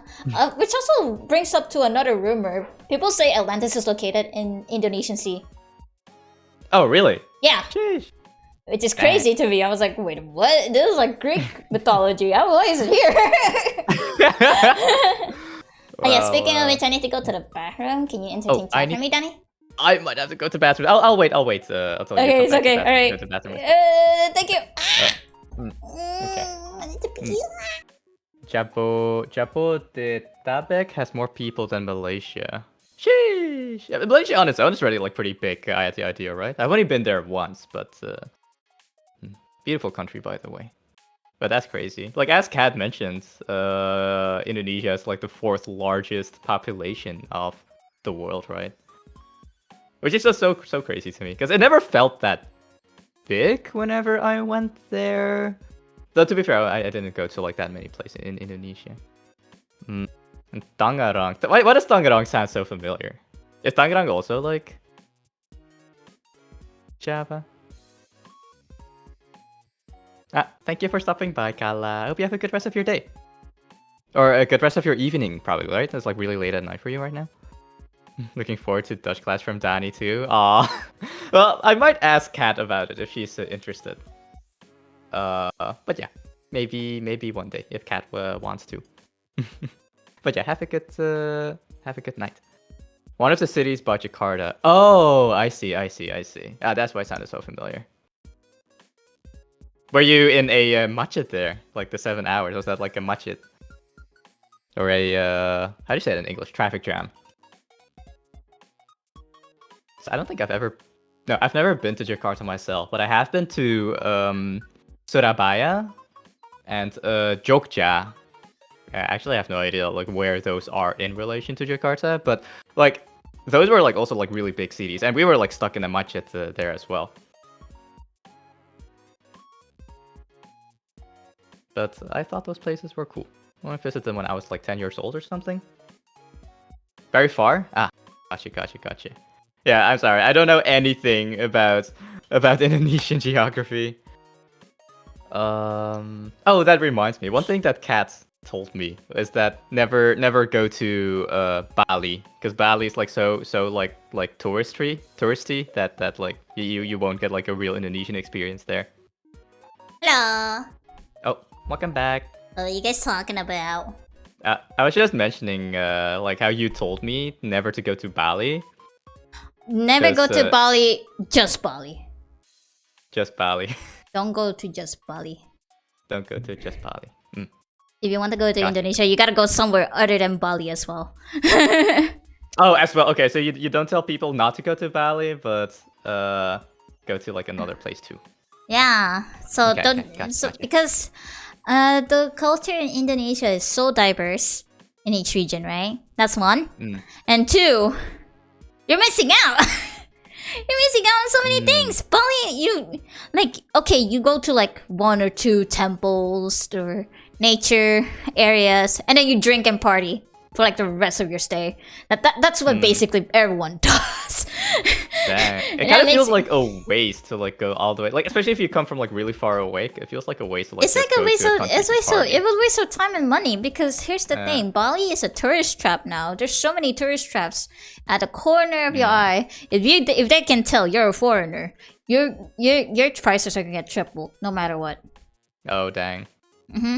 Go to NTB instead. Exactly. Nusa Tenggara Barat got some. Nusa Tenggara Barat. That's what NTB is. They got some really cool beaches. Oh, okay. They got some really cool areas to look at. And I think I have to remember that, because I did like how Bali looked like. I like, at least when I went there, I thought it was like a really pretty place. Bali is very, very pretty. You just have to avoid everything. That's basically what's really good about Bali. Bali is very accessible to tourists, even though it's being a tourist trap. And it's still very pretty regardless of where you go. It's a very pretty place. But if NTB is like better, like if it's just as beautiful and like not tourist trappy, then yeah, you would rather go there. Also, it's like my turn to go to the bathroom now, so but I'll be right back. Okay. Uno momento. Hi. He just slammed his headset. But yeah, jadinya gimana guys? Am I teaching Donnie well? I hope I am. I'm teaching Donnie at least the basics properly. That's what I'm more worried about. Yeah. Good? Yeah, good. So, I think the next thing we're gonna talk about is more about Indonesia itself as well. Yeah, mantap. Yeah.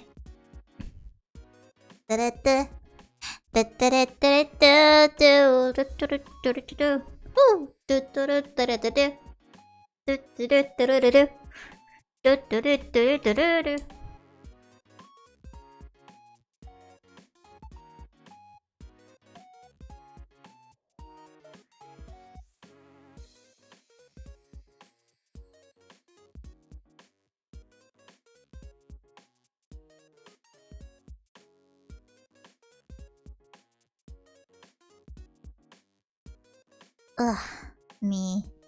I think we still have a lot of slides to go through, by the way, chat. This is like, we have 23 slides ready. We have 23 slide pages. We're on page 8.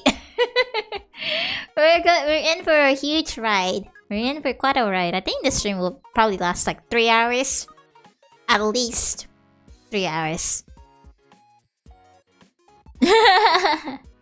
Yeah. Buckle up, guys. Buckle up. Yeah. But yeah. Also, another thing, I have time tomorrow, Sunday. Yeah, that's why I stream it at this time. I stream it at this time because at this day, because I tend to try to see if I could do collabs on a longer time span. Usually I do solo streams at 3 hours, right? And then it's all of a sudden it's Gotta be 4 hours or 5 hours because I've been collabing. Usually clubs tend to last longer. At least in my case. But I hope everyone else is doing well, and if you're also learning Indonesian along, you're also getting something out of it. Welcome back! I think Danny is still putting on his headset. Hello. Hi ho! Hi ho. I just looked at my model while I was away and he looked like high AF. It's always so awkward whenever, like, I see this with, like, other people too, whenever they go AFK for, like, the bathroom or something, like, it's always in a very unflattering, like, position. I try to put on a pretty nice face every time I go to the bathroom, because my webcam actually has a cover, right? Like a webcam cover. That's why I close it. I see. Gotcha, that's smart, actually. Yeah, that's why I also always close it every time after I'm done streaming. People can be very weird with webcams. That's why I get a webcam cover. Yeah, I get that. Very, very smart. Yeah. I know that some people, for VTubers then, like they have like an AFK pose. That's like, it's basically just an expression. Idle pose, yeah. Idle pose, yeah. And I think something like that could be really cool. Yeah, I'm trying to set that up, but I'm too lazy. Ooh. But yeah. Would be cool. So, speaking of high AF, do you want to know a cool fun fact? I think I told you this before, but I haven't told this to chat. You could actually get executed if you have drugs on you. Yeah, you did tell me that. It was just so like. It was very absurd, yeah. The drug protection in this country is very strict. Very strict. So if you have drugs on you, you're gonna get executed. It's possible you could get executed for that. Is there like a reason why it's so strict? I have no idea. This is like a new order that they had recently, actually, like a couple years ago. Like not even a decade ago, in fact.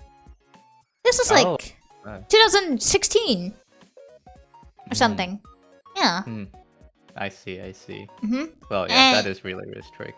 And also, but in contrast, we have this really bad thing called corruption.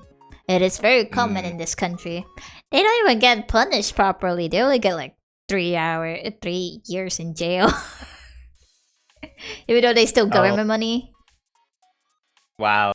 Yeah, that's really sad, like when that happens. But I did hear stuff that like the current administration like wants to like deal with corruption or something. Right? I heard that from my mom. They're trying to make it to try to deal with it a lot better, which I don't see much improvement. Not gonna lie. It's still the same here. I think it's because we already lose so much money in the first place. So that's bad. Yeah. But yeah, like there's something that like one of my friends, he went like traveling alone in Indonesia, like backpacking alone through Indonesia for like half a year or something. Yeah. And he said like the amount of drugs he was offered, because like he's like a white dude, right? The amount of like drugs that he was offered like on the way, like it was like absurd, and he thought it was very strange because like at that time, I think they also had that law already where like like if you're found with possession, then you'll it will not end well with you. Yep.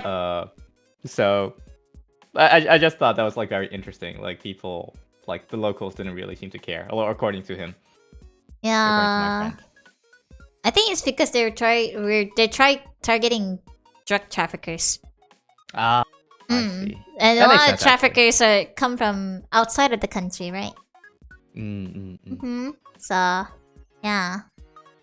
So I don't think they really pay attention too much on the local side of things, because all these rules are when people get arrested, they're always usually on the airport, because airport security there is pretty. For me, it's something. It's something, right?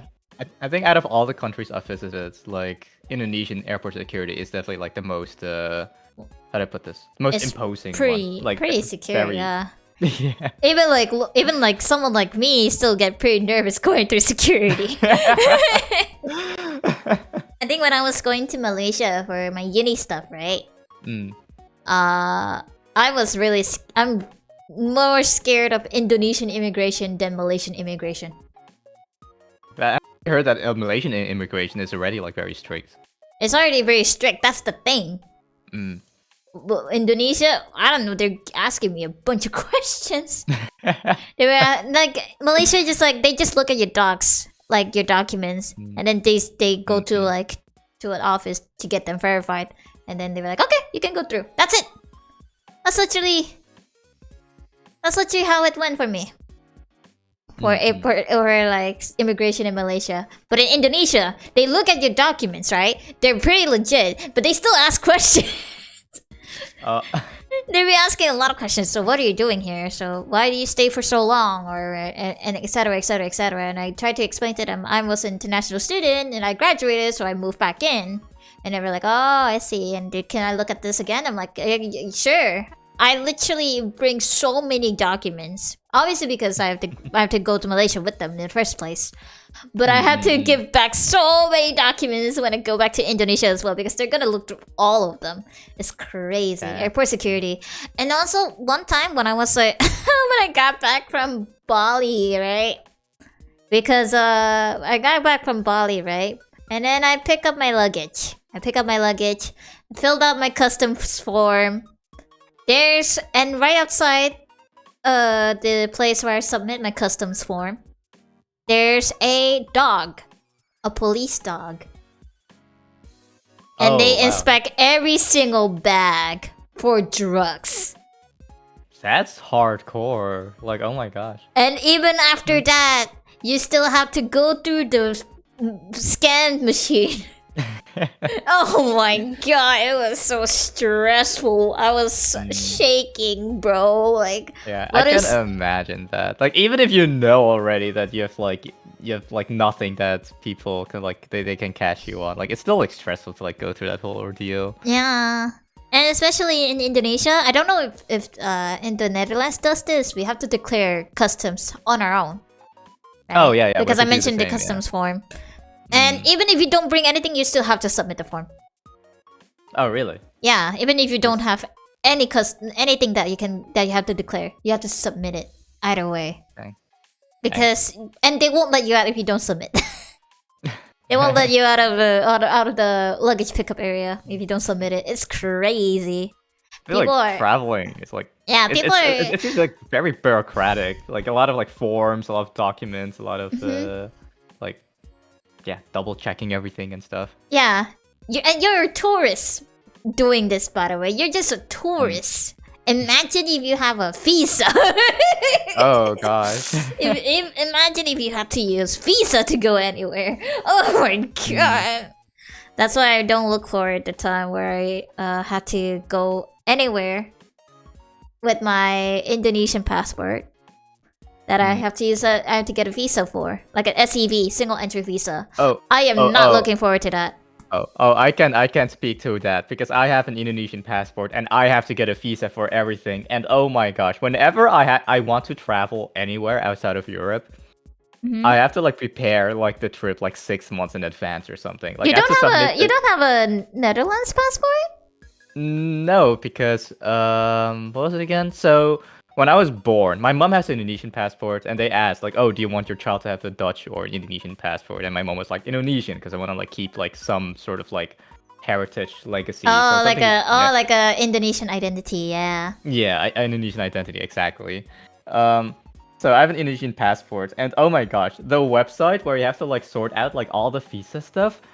It's so like I don't speak Indonesian, I don't read Indonesian, so and it doesn't come in either, so like I always have to do that together with my mom, or I have to ask my mom for help. So I'm for example, so sorry for you. It's I'm so sorry for you, man. When I went to the States, like when was it, 2019 or something? I prepared that whole trip like 6 months in advance, and like apparently Indonesia is not like is not like an ally state of like the States, so. Like they were like asking me stuff like, "Oh, have you committed a terrorist stuff thing in the past 6 months?" And I'm like, "No, not to my collection." And they asked me like these kind of like very extreme questions. Oh my god! Which, like yeah, it was very big pain to like travel with a visa in that regard. Oh, by the way, Donnie, they have this thing called e-passport now. You can go to some places without a visa. Some places that you need a visa for, you don't need them anymore. Because you have an e-passport. So e-passport. Oh. Yeah. It's really cool because I just found out about this from my dad, right? When we were going back from Malaysia to Indo, he mentioned to me, "Oh, if you wanna go work in Japan, right? You can, and you wanna go check out Japan. You don't need a visa anymore." I was like, "What? Huh?" And he was like, "Yeah, you can just use your e-passport." I'm like, "Oh, crazy."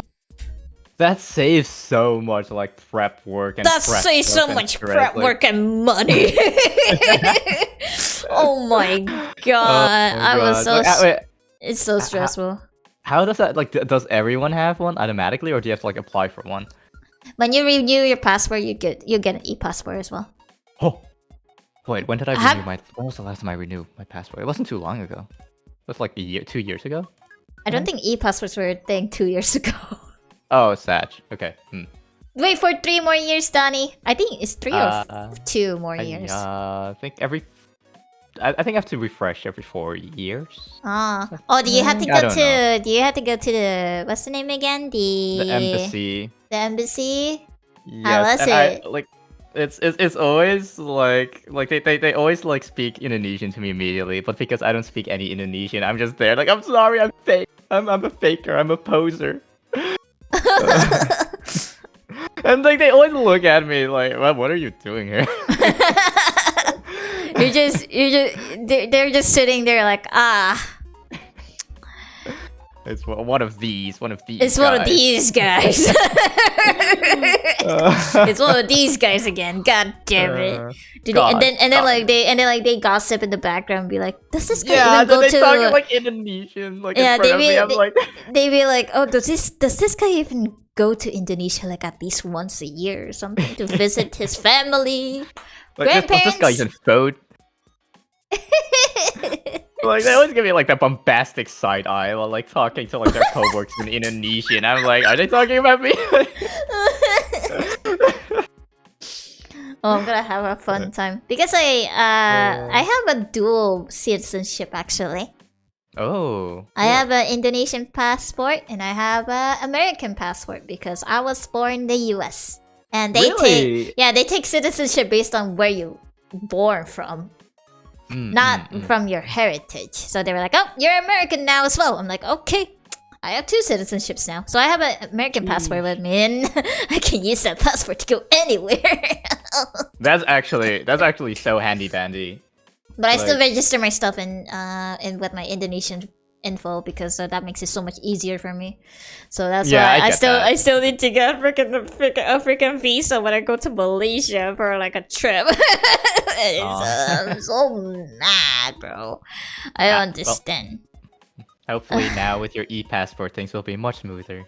E-passport, oh my god, e-passport saved my life so much. When I heard about it, I'm like, oh my god, I can actually plan a trip to Japan without thinking about throwing more money on a freaking paper that I'm going to use one time just to get in. Yeah, and then I can just throw all my money into all my gacha and Pokemon Center. All the gacha and all the Pokemon Center. Let's go buy all the Van Gogh merch. Yeah, all the Van Gogh merch, and then I also buy stuff from the Pokemon Center and the Pokemon Cafe next to it. Oh yeah. Let's freaking go. Indo L, shut up, Moss is a fellow Filipino, and he always roasts me because I'm Indonesian. Indonesia's better. Their food's better. We have bigger. We have bigger islands. Hey. Did we just agree? It was not about the besar or kecil. It is about the technique. It's about Yeah. We've been on this slide for 20 minutes. Okay, wait. I have one more. One more thing to say about that, because I have a lot of Filipino friends, because the Filipino VTuber community. There's so many Filipino VTubers, man. Yeah. But so I have a lot of Filipino friends as well, and they wait. What is the word for that again? They claimed lumpia. They claimed lumpia for months. I was like, wait, isn't lumpia? I thought lumpia was Indonesian. Like my entire Lumpia life. is Indonesian. Enough said. Anyway.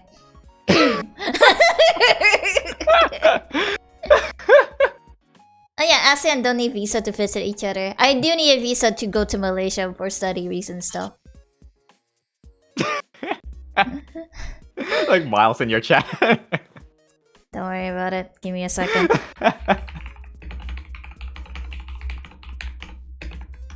There we go.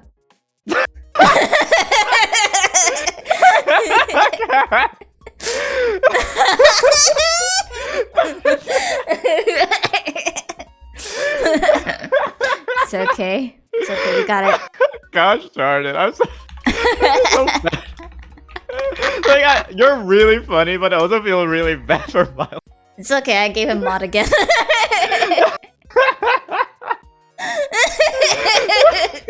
Bro woke up and chose violence, and that's what he get. I came out swinging.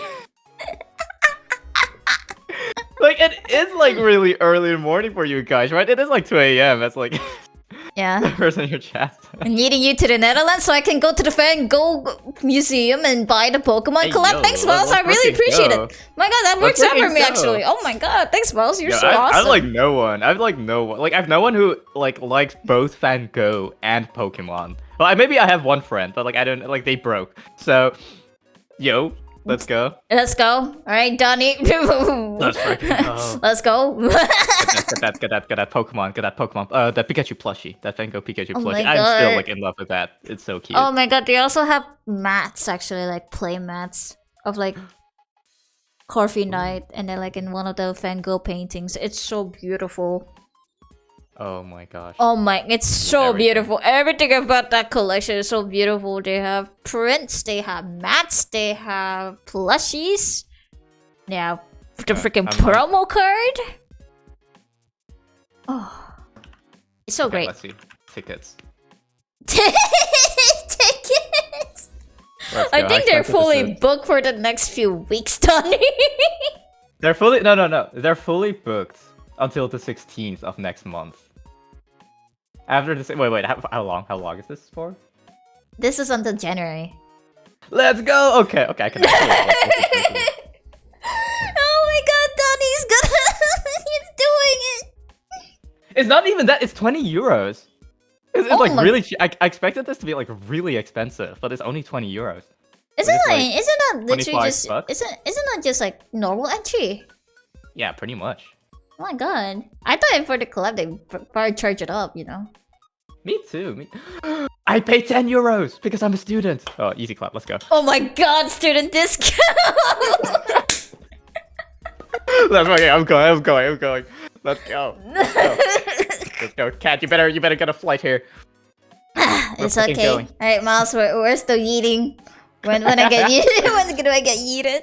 Right. But for real though, send me pictures on places you Yeah, can I take will, pictures I will. from. Please I'll take I'll take some take pictures pictures for of, me. Oh my god, I need it. Everything. And you're gonna, I bet you're gonna buy something from the collection. I'm gonna for buy sure. everything. I'm gonna buy freaking everything. My god, freaking hoarder. No, one of everything, because I like Pokemon and I like Van Gogh. S, you're completely base. No, you're base for liking the same thing. Oh my god, we're both You're base. base, Oh my yeah. god, you're so cool. Oh my god. gosh, Oh my god. Oh, that was just ego stroking. But yeah, this next slide, I think you may be wondering why I'm showing a map here and also these two things, because Indonesia is actually right on the equator line. Oh. So basically, throughout the whole year, we don't experience time zone changes because the sunrise and the sundown is literally the same. At the same time, all the time. That's so cool, actually. I never like considered that to be an aspect of like living on the equator. Yeah, 6:30 and 6:30 and then like 6:30 in the morning, the sun goes up. 6:30 at night, the sun goes down. Every time of the year. All the time. Okay. So we don't have time zone changes, unlike literally every other country. So we were, so the moment when someone mentioned, oh, I'm changing, oh, we're gonna have British summertime now, or oh, daylight savings are a thing now. I'm like, you guys do that? What? And then how do you guys keep track of like when to change back? or change back in. Change out. It's really annoying. It's actually and then annoying. people say, "Oh, on the 3rd week of this month." I'm like, "What? How do you guys even keep track of that?" I don't get it. I don't like. To be fair, most people don't keep track of it because like usually it just happens automatically, right? Like most phones are like synced to like they have it like synced already. So most of the time I don't realize it, except like one day I just feel really sleepy because like I lost an hour. Like another day it's like, oh wait, I slept an extra hour. It feels. I see. That's very. That's a lot to think about, though. Jeez. Yeah. I don't know. I cannot imagine myself getting used to it. Much. It is annoying. Like I would prefer not to have it. To be fair. Yeah, we don't have it. Move back to Indonesia. What the hell are you doing? I'm sorry. I'm sorry for not living in Indonesia. I mean, if you can handle spicy food and heat stroke, you can come over and live here. You'll be fine. I can handle spicy food, but I don't know if I can handle heat strokes though. That's something else. One time we had 37 degrees Celsius for like one moment of the day. That's okay. Like the thing is, the heat. I don't think the heat is that bad. The thing about Indonesia though, it's so humid, and like heat plus humid is such like an ungodly combination. Come to the mountains, 32 degrees Celsius max. That is still, and it's still pretty humid. So, but it's very cold at night when you come to the mountains. It's cold at night because like air pressure and everything. Okay, I'll visit Indonesia at night then, and only at night. After that, I just fly back to.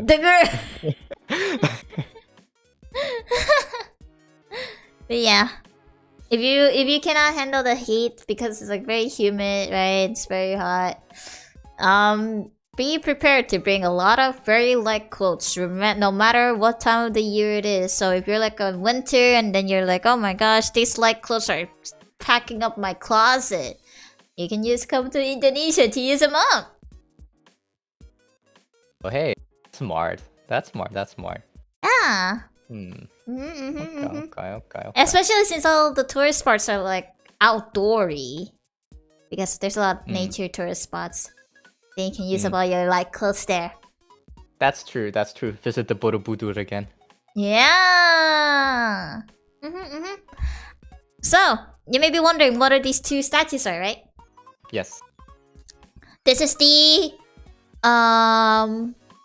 Tugu Katulistiwa, which basically means the Equator Monument. This is located in Pontianak, which is a city in Kalimantan, and this is where it indicates the equator line in the country. Okay, that's cool. Okay, so actually, the monument itself is not the big boy here. This is just a dome and then like a enlarged version of the monument. The original monument is this little guy right over here, which originally was built by a Dutch person, and then it got renovated. And to protect the original monument, we got a dome over here.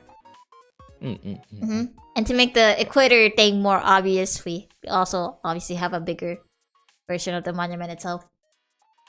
I see. Yeah, that's really cool. Yeah, some like, little bit of history. Kalimantan before, so I haven't been to Kalimantan before either. Don't worry. I only went to I guess you could say I already only been to, without doxing myself, I only been to 4 big islands in the country. Gotcha.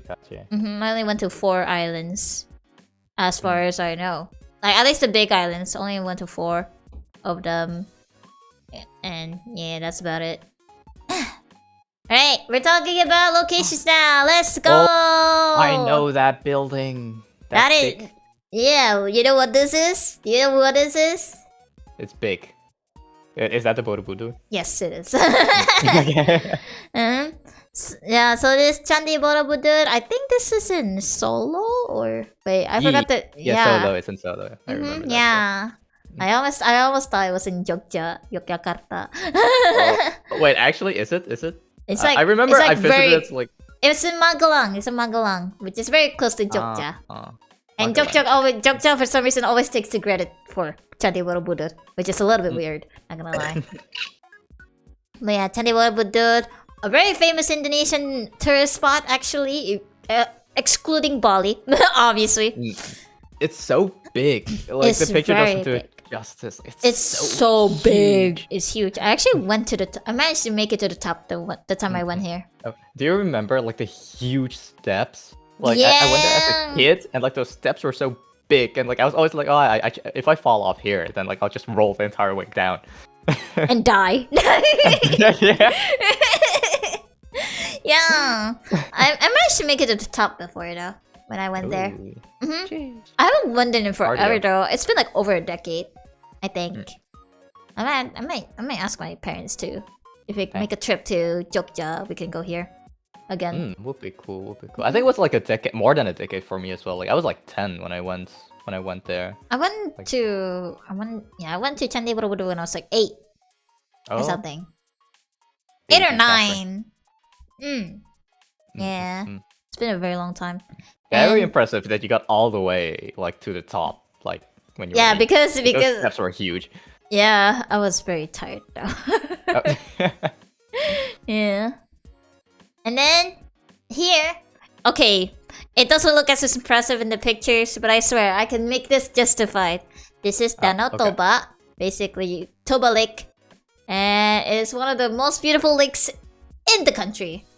And in the lake, there's actually an island in the middle. An island that's like populated, called Samosir Island, where basically that's where you get all the Danau Toba merch and everything. Tourist trap, kinda. Oh. But you get all the cultural stuff about Danau Toba there as well. So it's still a good experience regardless. And you get to the Samosir Island by boat. So there's like a dock at the edge here. Then you can go into the islands that way. And it looks really, really pretty. It looks very pretty. It looks very pretty. It's one. There's one rumor about Danau Toba. There's dead bodies in the lake because people die when people drown because people try to swim there, but of course that it never works out, and they drown to death there. Then the bodies still happen to stay there for some reason. Sometimes if they cannot find it. So yeah. Oh, that's more. Keep that in mind when you go around Danau Toba, but it's okay. I think nobody really cares. People still enjoy Danau Toba regardless. So. But wait, like, is it like, do people recommend not to swim in the lake? Don't swim in the lake. Okay. Like, why? Is there a reason for that? It's a very deep water. Like it's just don't even bother. Just don't even bother. It's not like swimming in the ocean, you know. We're talking about tourist attraction, which is a whole ass lake, and you don't swim on it because it's big. It's freaking big. It's huge. Okay. No swimming in the lake. Got it. Don't swim in the lake. Alright, next! I don't know where this exact building, this exact monument is from, but this is Bali. Of course, it's a part of Bali, which I think everyone basically heard about Bali in some way or another now. So, Bali. We've talked about this a couple of times. It is a place filled with tourist traps. Be careful when you go around Bali. 100%. Be careful when you go around Bali. Because if not, well, you're gonna lose more money than you should. Which is really bad, I think. And I think, as I said before, I recommend if you want to go to Bali, at least also try to go somewhere else in Indonesia as well, outside of Bali, to get the full experience, basically. Because Bali is filled with tourism now, that it caters more to the foreign people, tourists that come from outside of the country, more than showcasing what the locals offer in the first place. Yeah. So that's why there's so many people drinking in freaking Bali, man. Oh my god. But I feel like if people go all the way to Indonesia for an experience like that, why not just go to like a place closer to you for like the party experience there? Because like exactly, just go to a nightclub if you want to drink to Bali. Why you fly all the way here, bro? And then your next excuse was, oh, so like, because I want to go to one of the temples the next day. No, you're gonna get hangover the next day. You never get to go there at the end of the day. It never happens. Like I had exactly the same thing. Because like me and my friends, when we graduated from high school, we wanted to have like one vacation where we would just party. So we went to Mallorca, which is in island off the coast of Spain. And we were like, okay, you know what we're gonna do? Like at night we party, during the day we're gonna like visit like nature and like the city and stuff, because there's like a little bit of culture there. Yeah. We never did all the day stuff. Like during the day we just slept. We just went to the beach and like napped on the beach, and then that's all we did during the day. So going all the way to Bali kind of feels like a waste in that sense. Yeah, so make sure if you want to go to Bali, but you still want to have that party experience, at least try to invest more money on going other places as well, outside of Indonesia. Because the partying culture outside of Indonesia, aside from the capital, is not that big, honestly. Like, I don't think we even have bars. We only have liquor stores most of the time. Oh, really? But yeah, bars are a little bit more secluded, actually. You have to go into the city to get there. But like outside of the city, in the countryside, none. Really? Okay, that's actually very, very interesting. I did not expect that. Because here's the thing about Indonesia. Indonesia is a Muslim country, and Muslims don't drink. So right, yeah. So you know, stuff that's like outside of Muslim culture, such as pork or drinking, it's harder to find. So no babi. I think like, and even in grocery stores, they even have a dedication to pork, like non-halal goods in general. They just have a whole ass section filled with bunch of stuff that are like non-halal, because they don't want to mix it up with like other goods, right? To make it easier for everyone to identify it. I get that. That's convenient. It's very convenient. I think that's also mandatory anyway, so... Because like, there's also like people like in online stores, right? They also have to put labels of halal, non-halal, because to make it...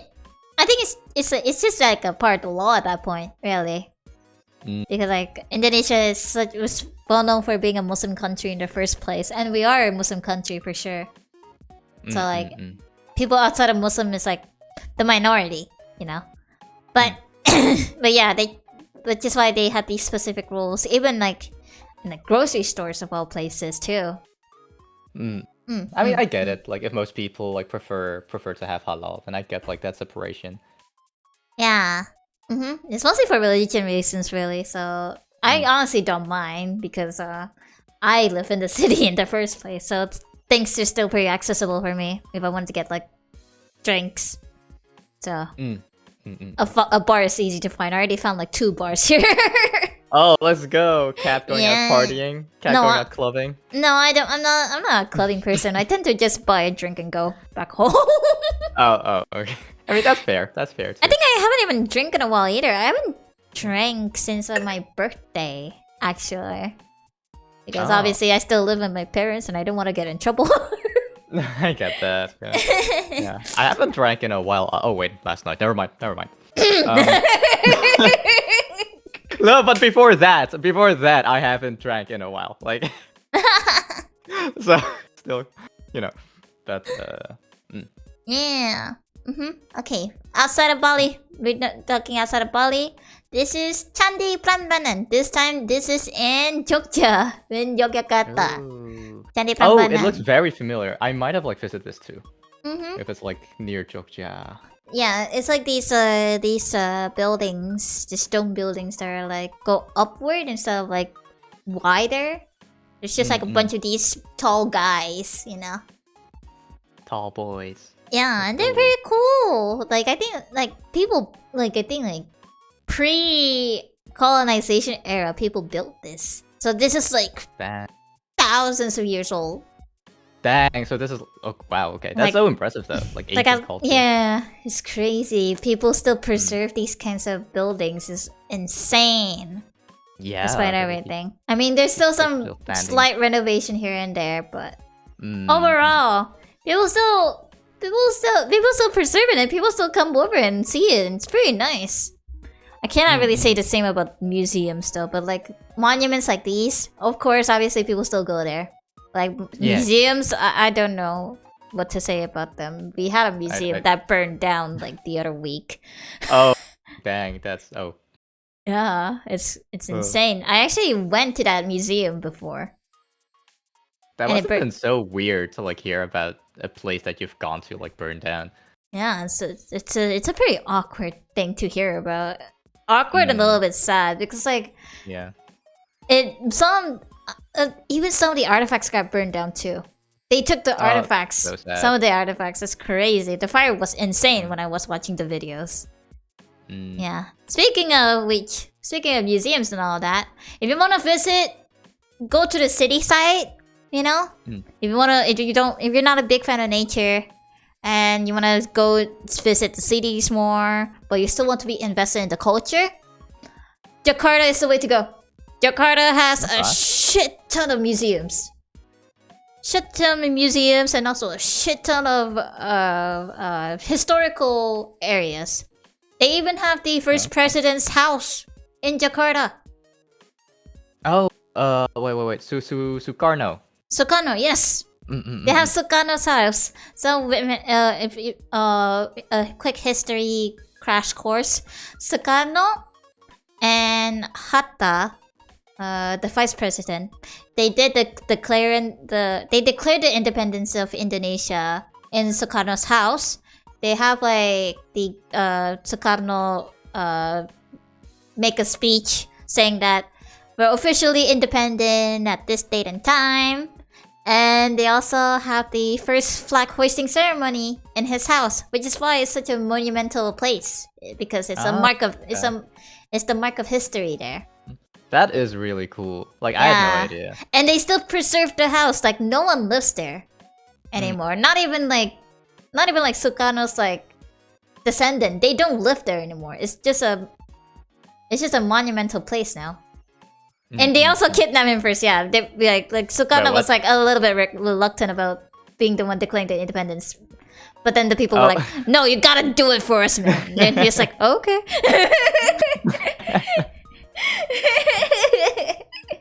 That's basically. That's actually so funny. It's really funny, yeah.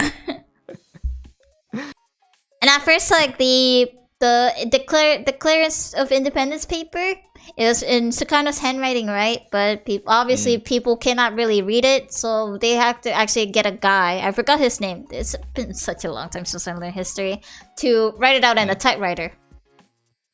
I see. Yeah. Dang. Yeah. And aside from that, they also have a bunch of other monumental areas. And like the Monas, for example, they have Monas there, which is basically a tall building that looks like a sword. Oh, okay. A very tall monument that looks like a sword, but not a sword.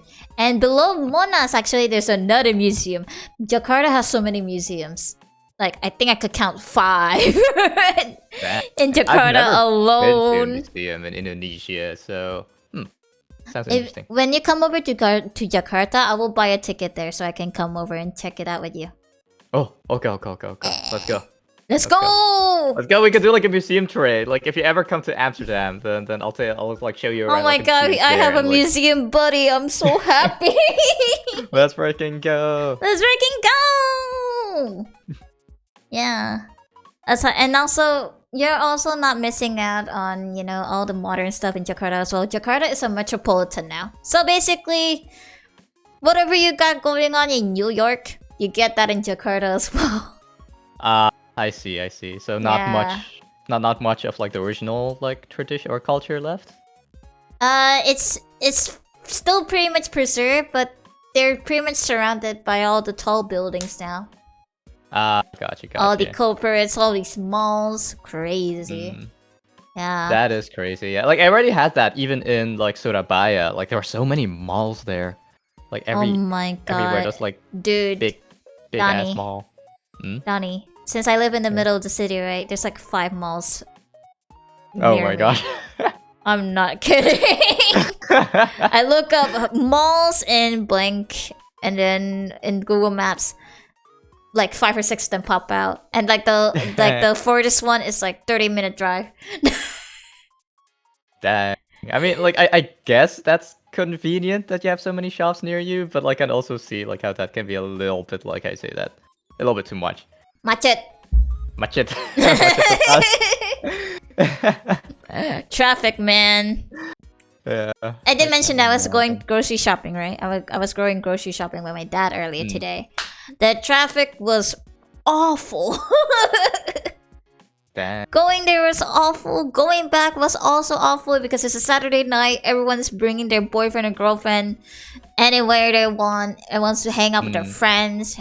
Oh my god, hang out with their family. Me and my dad are just going grocery shopping. We're just vibing. So the grocery store was in one of these malls. Yeah, every mall has gotcha. a grocery store. Okay. That's a given. If they don't have a grocery store, it's not a mall anymore. It's just a just a bunch of stores. I see. Yeah.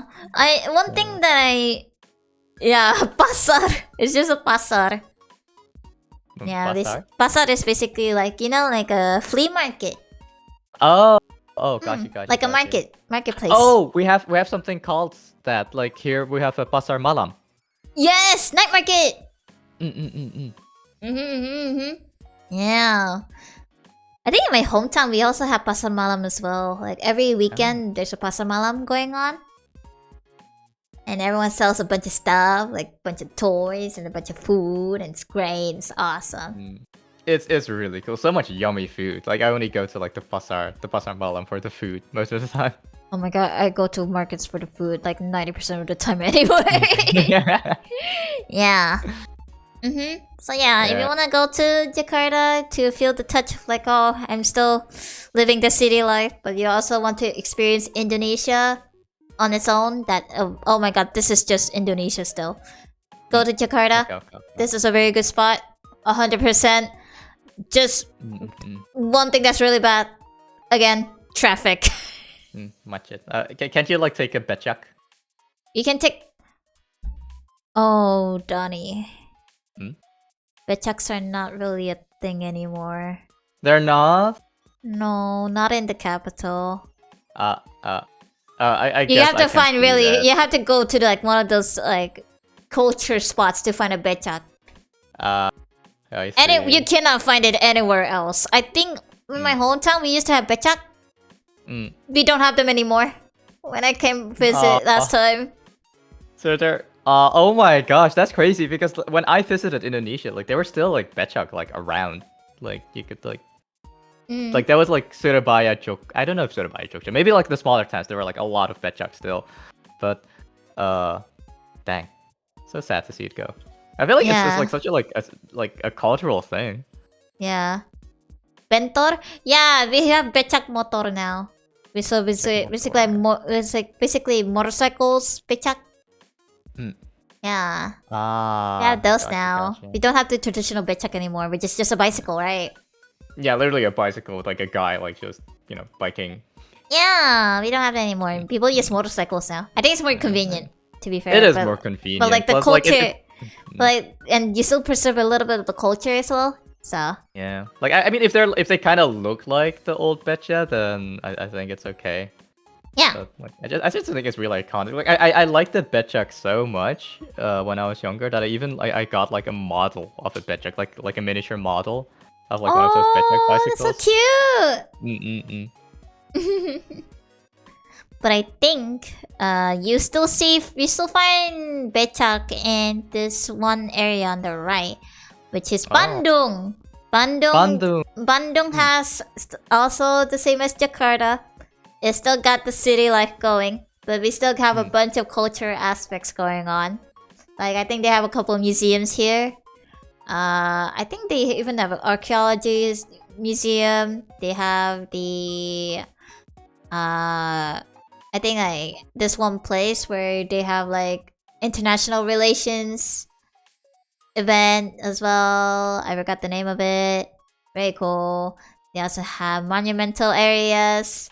They also have museums that involves Indonesia as well. I think I went to, if I remember correctly, one of the museums I went to 2 museums when I was in Bandung. I forgot one of them. That's a problem.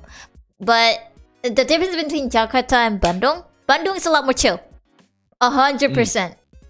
So no macet total or. No macet total. Still macet though. Oh, okay.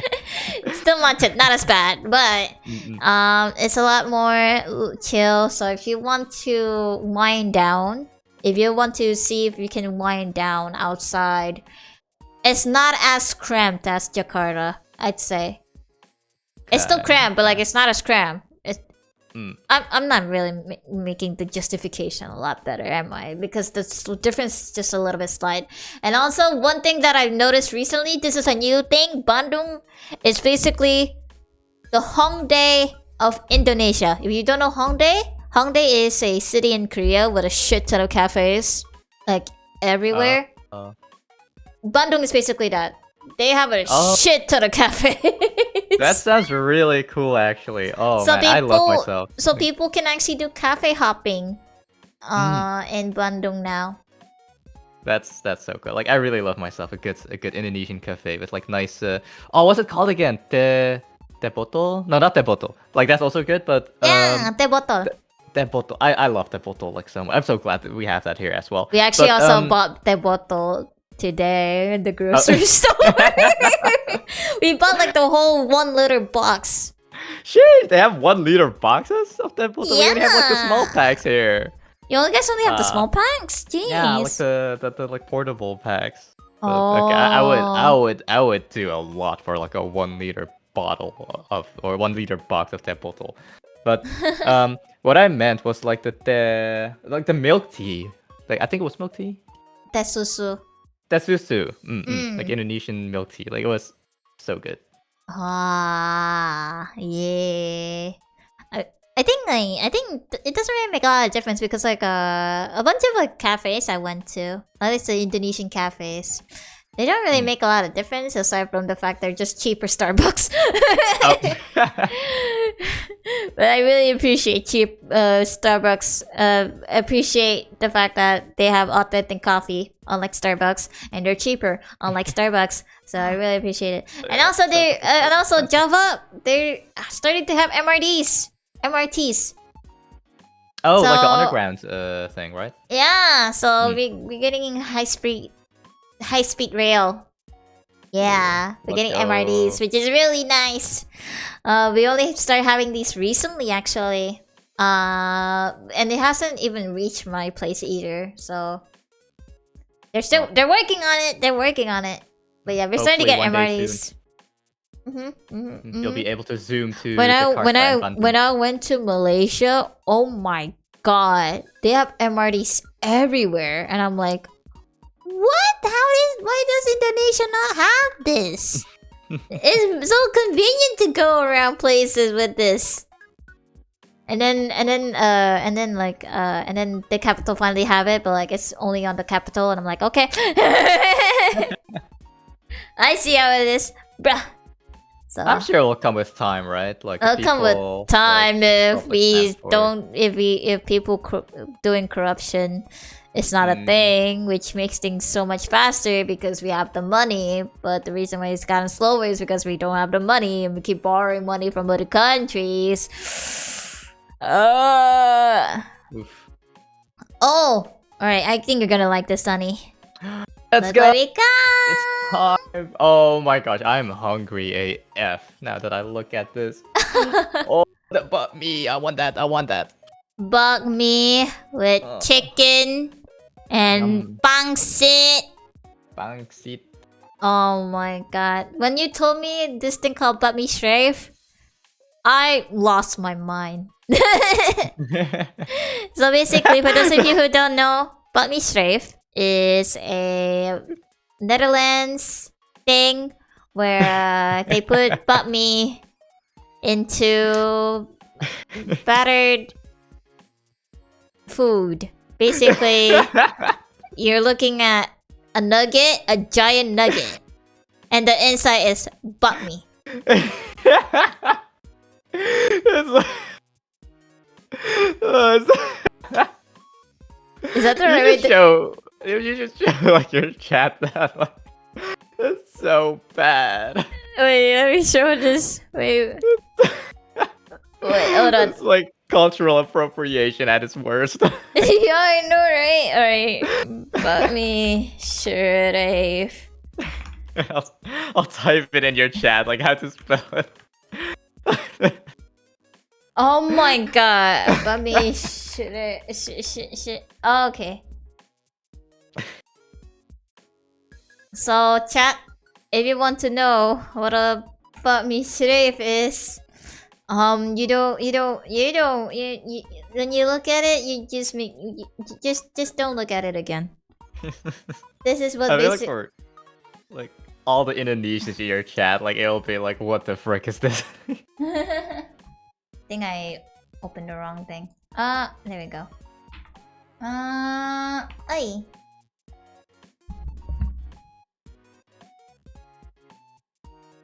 There we go. This is what bummy strafe is. Yeah. That's it. When I saw this, I was just sitting there like... It's so bad. Like, okay. I told you this earlier before, but yeah. the idea, the concept of it is really bad, right? But once you try it, it's like I'm very interested to try it out when I come. Like, if I have the chance to come over to Amsterdam, and possibly seeing you, you've got to show me this. You better not get angry at me, okay? Like if it's not like to your liking, like please don't. Like I'm not responsible for this. Like I'm not a like I would just give you the side eye and keep eating. Like it does not taste like butt meat at all.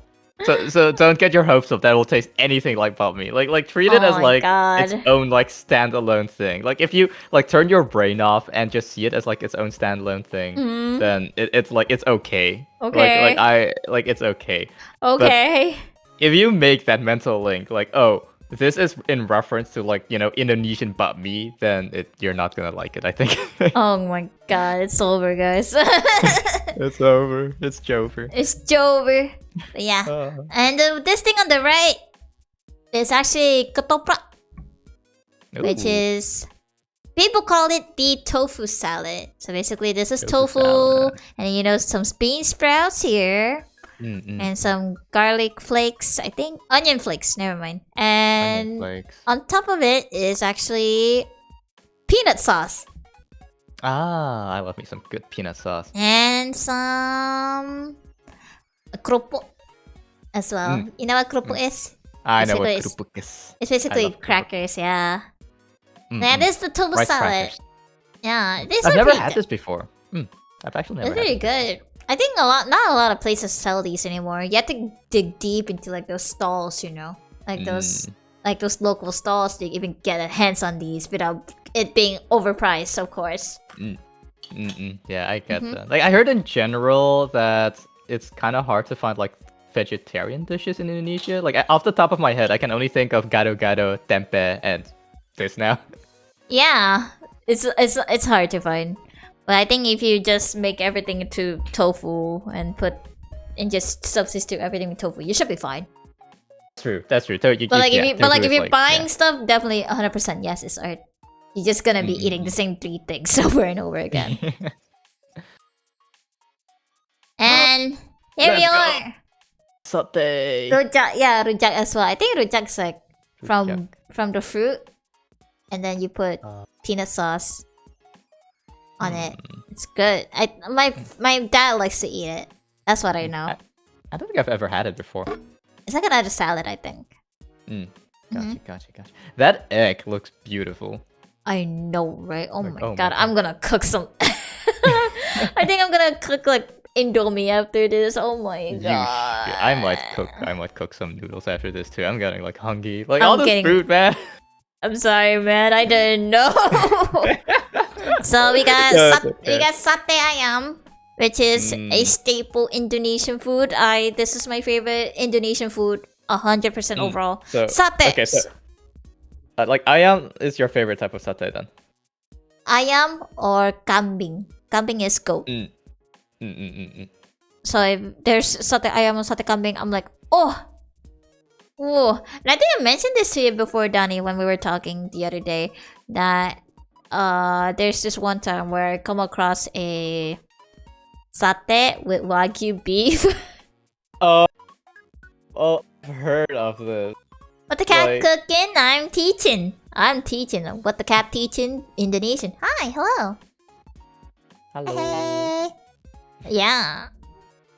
Sate ayam or sate kambing. That's basically my favorite. Those are my favorites. They're very good. Like, I'm not gonna lie though. Satay with wagyu beef, like low key, I would devour that shit. I know, right? When I actually bought it, right? I tried it. I was like, bro, this melts in my mouth. It is good, but hella overpriced. It was like about like $5, and it's only and it's only 3 skewers. It's crazy. Overpriced for real. And just the idea of like having wagyu beef on a satay stick is kind of like, huh. Oh, I'm eating bougie today. Very bougie. Oh my god. Oh, that's also one of the other things that like the Filipinos appropriated from us. Not just lumpia, but also satay. Miles, if you're still here, we claim satay. I'm sorry, Miles. I'm sorry. I was just like thinking about like my own like Filipino friends out there. Like, oh yeah, my favorite Filipino foods are lumpia and satay, and I'm like, wait, that's Indonesian, yo. Guys, that's Indonesian. Nah. No, I don't know what you're trying to say. And then here in the middle, rendang. Spicy, delicious. Every time you eat into it, the flavor blows up in your mouth. And bro, So I think if you good. like spicy food, try rendang. Eat rendang. Like Eat that shit. in like the sauce, like the soupy sauce with like a bowl of rice. Oh so my good. god, you're making me actually hungry now. Sorry. Fuck. And nasi goreng! Woo! Nasi goreng! You could throw anything in this in our nasi goreng. You could throw in seafood, you could throw in chicken, you could throw in sausages apparently, you could throw in beef. Ground beef. Nasi goreng with sausage. Oh, Like the rest. Sounds so like good. chopped sausages. I actually had that the other day. Oh, okay. Actually, wait. I have the picture of the food. I think. Let me send it to you. No one can see it, but I'll send it to you. Oh, Okay. The behind the scenes. The behind the scenes. food. I made this the other day when I was at home. Right. I was at home and I was like, man, I'm hungry, but at the same time, I don't want to order food. So I made this. That looks so good. Oh my gosh. So basically, that is nasi goreng, but instead I decided to make it a little bit more, make it in a different way. I don't use soy sauce. I just throw in garlic and margarine in there, and like on the side there's sausages and luncheon, chicken luncheon. I see. Yeah, That's with so oyster good. sauce. Man, oyster sauce is so good. Oyster sauce is so good. And then like on the top is katsuobushi, basically the bonito Cabbage? flakes. Oh, gotcha. Bonito flakes because we have some spared, and I'm like, I might as well use them. Add some veggies to your meal. They're fish, Donnie. They're fish flakes. I said nothing. Anyway, pro chef cat. Sheesh. Yeah, but yeah, nasi goreng you can throw in anything, and it's always mandatory to have eggs, regardless no matter what. Wait, where's the egg in yours? We don't have eggs on the time. There are no eggs in Indonesia. We don't have eggs at the time. We ran out of eggs. Alright. Oh no. Alright, we got more stuff here. Oh. This is siomai, which is basically Indonesian dim sum.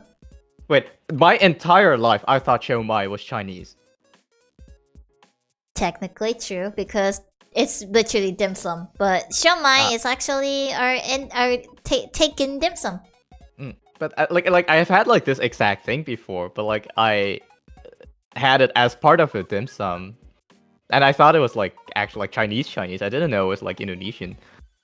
Yeah, I think it's just our take on dim sum in general, really. I see. It's so good though. It's really good. Like especially like in the picture I see they have like the wallop of like sambal on it. Like oh my god. The problem is that my place is hard to find good siomai. All of the siomai I've been eating are like massively produced siomai, so I was like, And also the only place that sells dim sum here in my city is extremely crowded and extremely overpriced. And also, this happens every time. Every time I pass by that restaurant, there's always someone having their birthday, and you know how people are annoying with their birthdays. They'll be like, "Oh, the whole restaurant is just celebrating with you," something like that. Wait, you don't sing along when like the people like sing like at like another table for like someone's birthday? I had enough because it happens every single time I pass by. Like I mentioned this to my dad because we actually managed to pass by that restaurant again today, and obviously there's someone's birthday there, and I was like, why does everyone go to this place for their birthday? I would rather go somewhere fancier, not gonna lie. And then my dad was like, true. Usually for my birthday, either I spend it at home or I go somewhere very fancy. Either I go to a very fancy steakhouse or a very fancy sushi place that I only go once a year. Okay. It's a once a year thing, so we tend to go there. Go all out. Yeah, go all out on those days. Especially since the fact that my dad and I have birthdays a week apart. So my dad's my dad's birthday is the week before mine. So we decided to just celebrate it together. Okay. That's so handy dandy. Yeah, makes things a lot more convenient for money. Yeah, and the next thing here is nasi uduk. Oh, so that's nasi uduk. I think I remember you mentioned this last time. Yeah, nasi uduk, and then I think this is in ayam penyet. So this is like just a bunch. It's a chicken with a bunch of fried stuff. There's tempe, tofu, pangsit, veggies, and sambal. It looks so good. Okay, I don't like tempeh myself, but like everything else looks so amazing. Tempeh marinated in sauce is peak. Yeah? It's really good. I think it's better than just fried tempeh, honestly. So if you have tempeh covered in like, if you chop the tempeh to bits, right? You fry them and then you cover it with like sambal or something like that. Oh, good shit. It's so good. Okay. I might have to try that then, because the only tempeh I've had was like kind of like this, but then without the sambal. So like you just have like pieces of fried tempeh to have with your rice, and like it was like, no offense to tempeh lovers, but it was pretty mid. Yeah, I don't like chunky tempeh as well, so I'm on your side on this one. Hey, let's go. Yeah, that's why I tend to have my tempeh in bits instead and cover it with like bunch of stuff so that I can get rid of the awkward tempeh taste. But I'm still eating tempeh, you know. So yeah, I get that. Like it's like everywhere. So. And but it looks so good. This is one thing that I also noticed as well, Danny. In Indonesia, in the morning, there's a lot of like kedai, or basically like kiosks that open in the morning, only in the morning, and they sell a bunch of these guys. They sell ayam penyet, nasi uduk, nasi campur, nasi kuning. Nasi kuning, let's go. That's my jam. Nasi gurih. They sell a bunch of these in the morning and then they close in the afternoon because everyone loves to eat rice in the morning. Only rice 3 times a day. All so wait, meals. people eat this for breakfast, like as pictured. Yeah, some people eat this for breakfast. Oh my gosh. Back in the day, I only eat bread for breakfast because yeah, we don't have a lot of time because I have to go to school at like 7 a.m. Crazy. That's paying. Oh my gosh. Yeah, but for breakfast, I usually have these actually. When I'm awake for breakfast, in fact. At least. When I'm awake for breakfast, at least, I eat these guys. And they're very good. They're very fulfilling, actually. They're very fulfilling. Knowing my sleeping schedule, this is basically my last meal of the day, so I'm pretty fulfilled.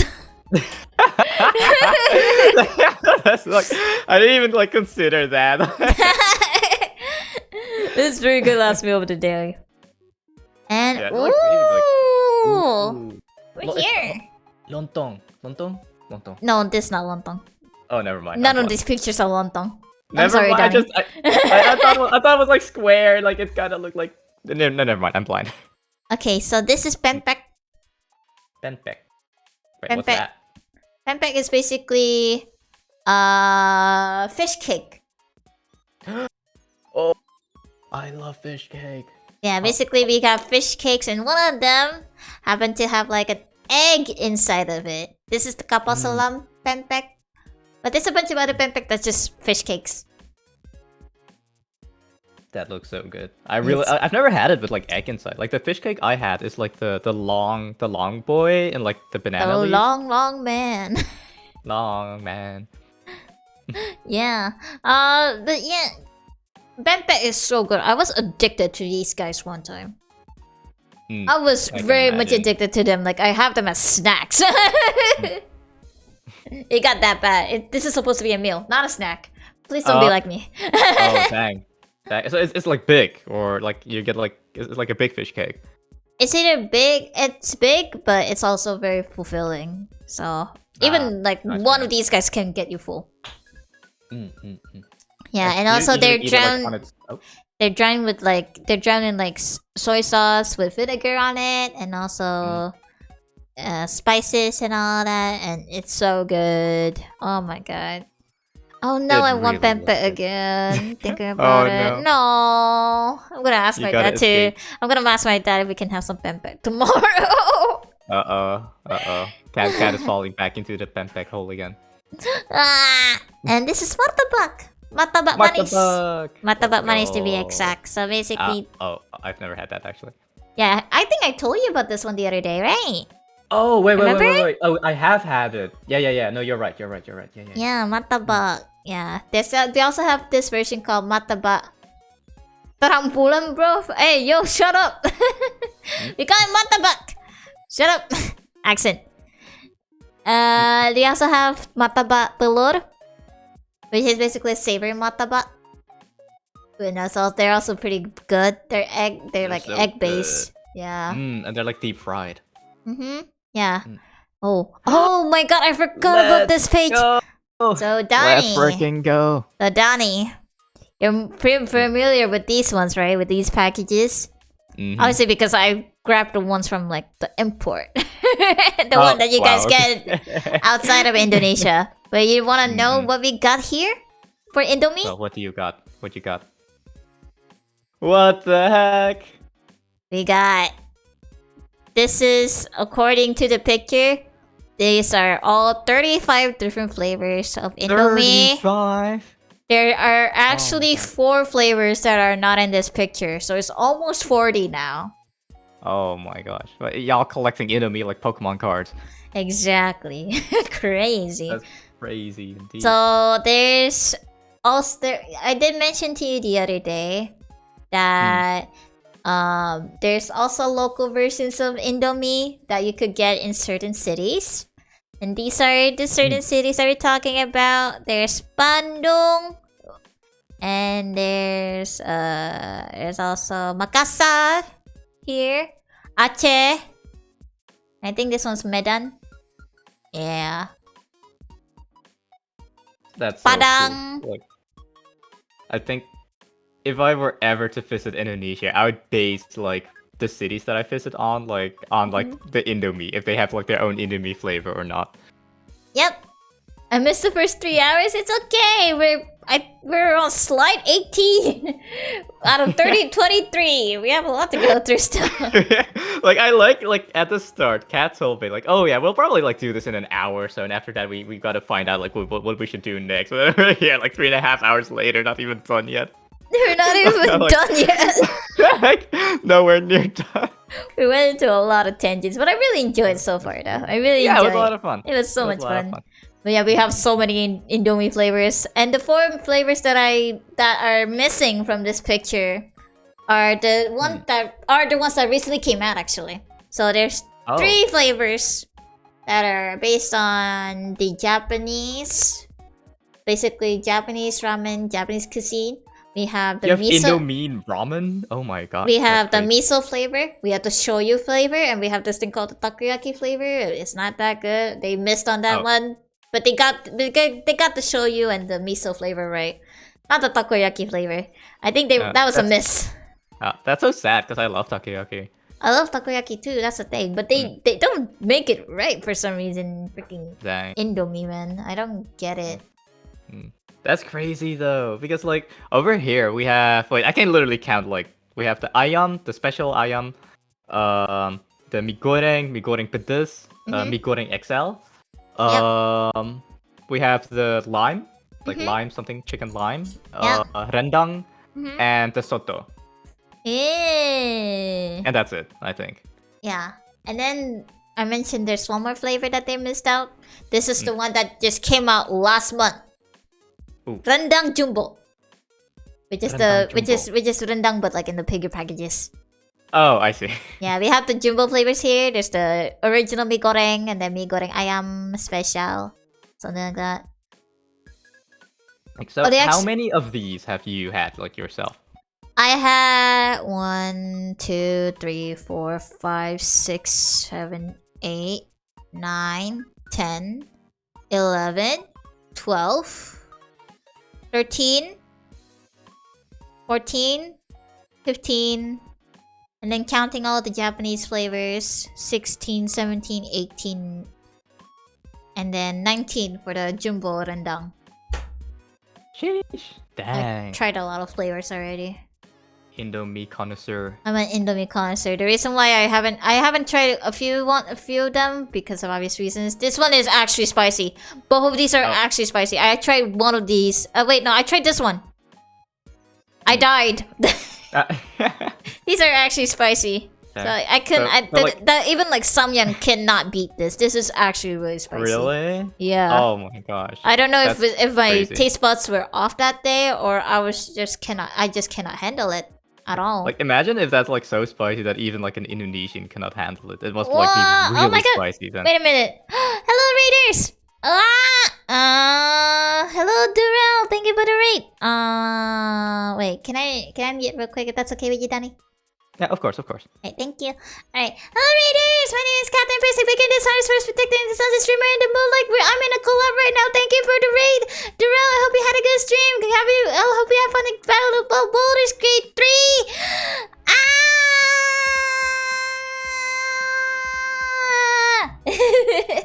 But yeah, Durrell, I hope you had a good stream. And if you need to rest, then you may rest. I'm currently in a collab right now, so that's why I'm responding very quickly. But thank you once again for the raid. I really, really appreciate it. Thank you. I'm back. Hi. Come back. Hi ho. Yeah. Yeah, we have so many Indomie flavors. I haven't even tried all of them yet. I should try this one soon. This one that has like more of those like onion crackling thing. I see, yeah. I see. Oh, and thank you for the sub. Thank you. Thank you, Darrell. But yeah. Yeah, these are all the flavors. They're insane. And if you come over, you should try them. I cannot smuggle them for you. Customs will slap me in the face. Oh no.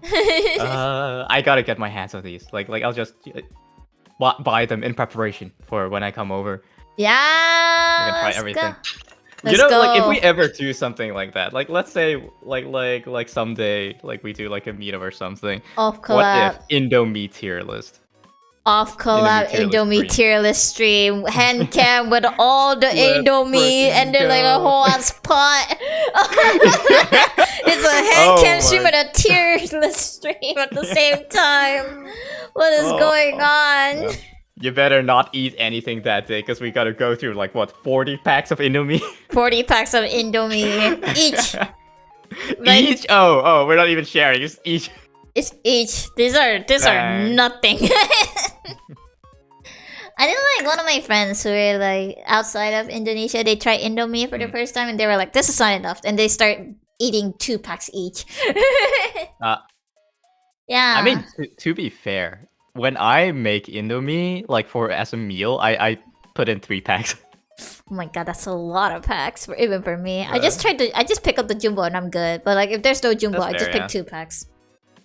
That's also fair. I also started off with 2 packs, but sometimes I'm like really hungry, so then I put in 3 packs and add some like spam, egg, and like some veggies, and then I add an egg from mine. I add egg and some garlic as well on my own. Ooh, fresh garlic. Yeah.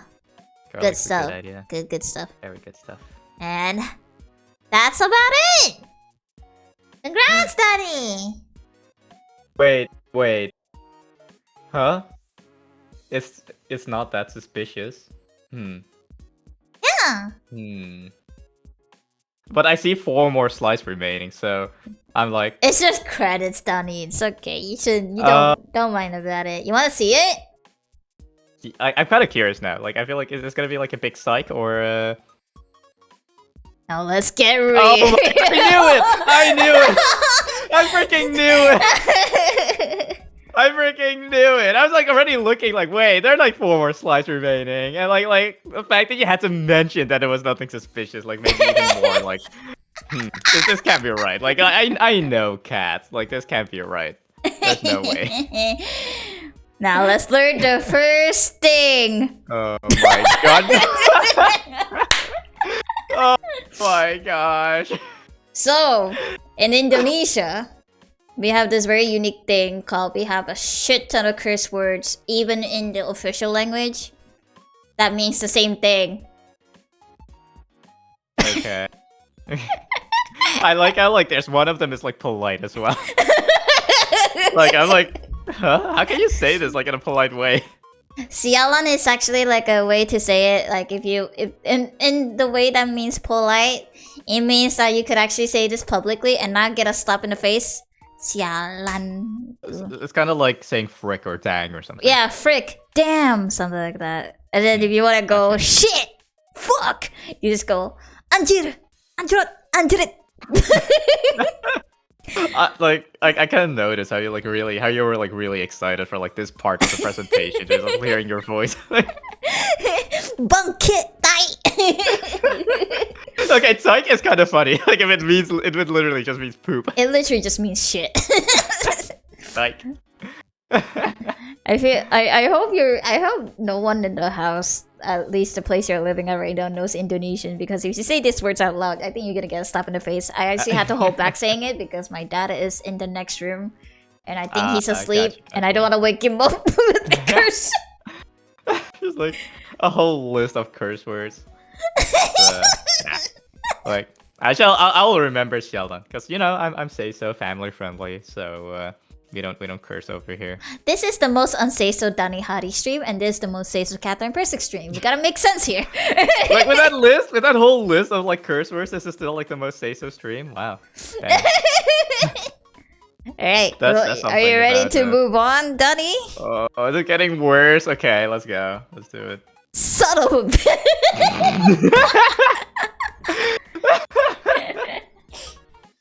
So the way to say son of a bitch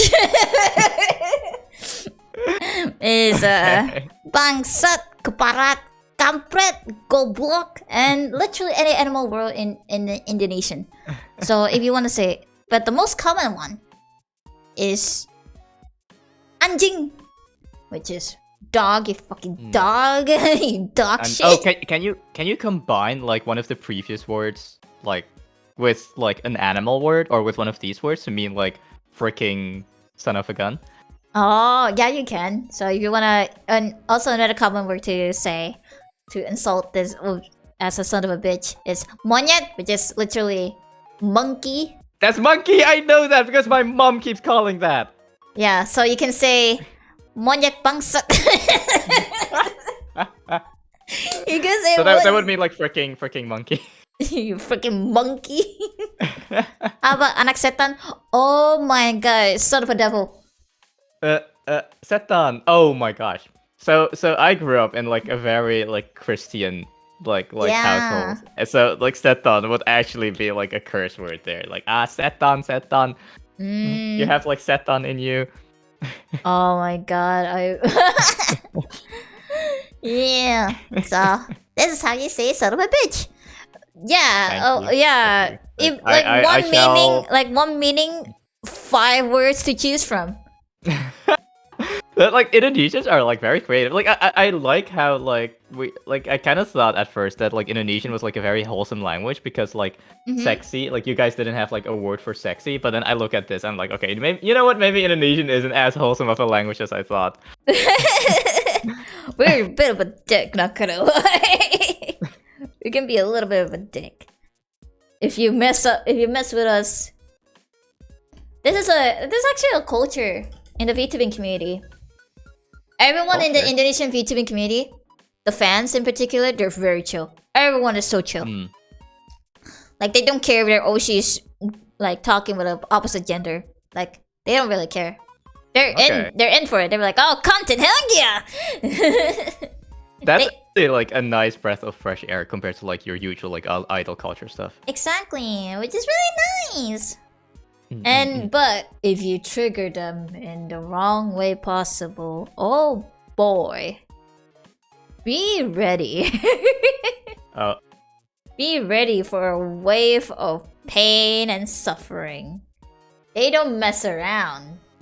I mean, they don't dox or anything, but harassment is insane.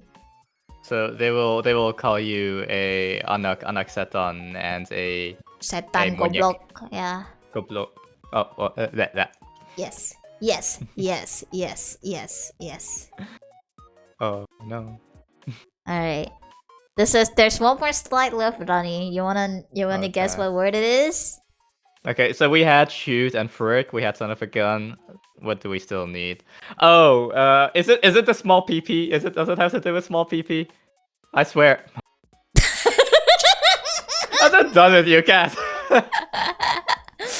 You know, I had an idea, right? Kontol is it's actually a swear word. It means dick. Kontol lu, you freaking dick. Okay, terima kasih, I guess. No, I'm sorry. I was actually planning to like, since we're ending it off with a bang, I just try to make it big or something. Like I had an idea. Big pippy. But wait, I have a question first. I have an academic question. Yes. So if you can use kontol as a swear word, but can you use it as like actually like referring to like the body part? No. Oh, okay. You just call it penis. Oh, you guys. Oh, okay. So is there no like official like medical term for? Yeah, only no. We don't have it in translated to Indonesian. No, we just use the official English terms. So if you want to say, you know, the other PP, but for a woman, we just say that word. The other PP, but for a woman. I don't know how to say it properly without making it sound weird. You know. I'm sorry. What do you want me to say? The medical term for a cat? Don't say cat. The medical term for what cat? Katheryne? Baby cat. Baby cat? God what are we talking about? I don't even know anymore, man. Do you even get what I mean, though, at least? But no, I'm innocent. My virus purity test score is 100. You drank. That's 99.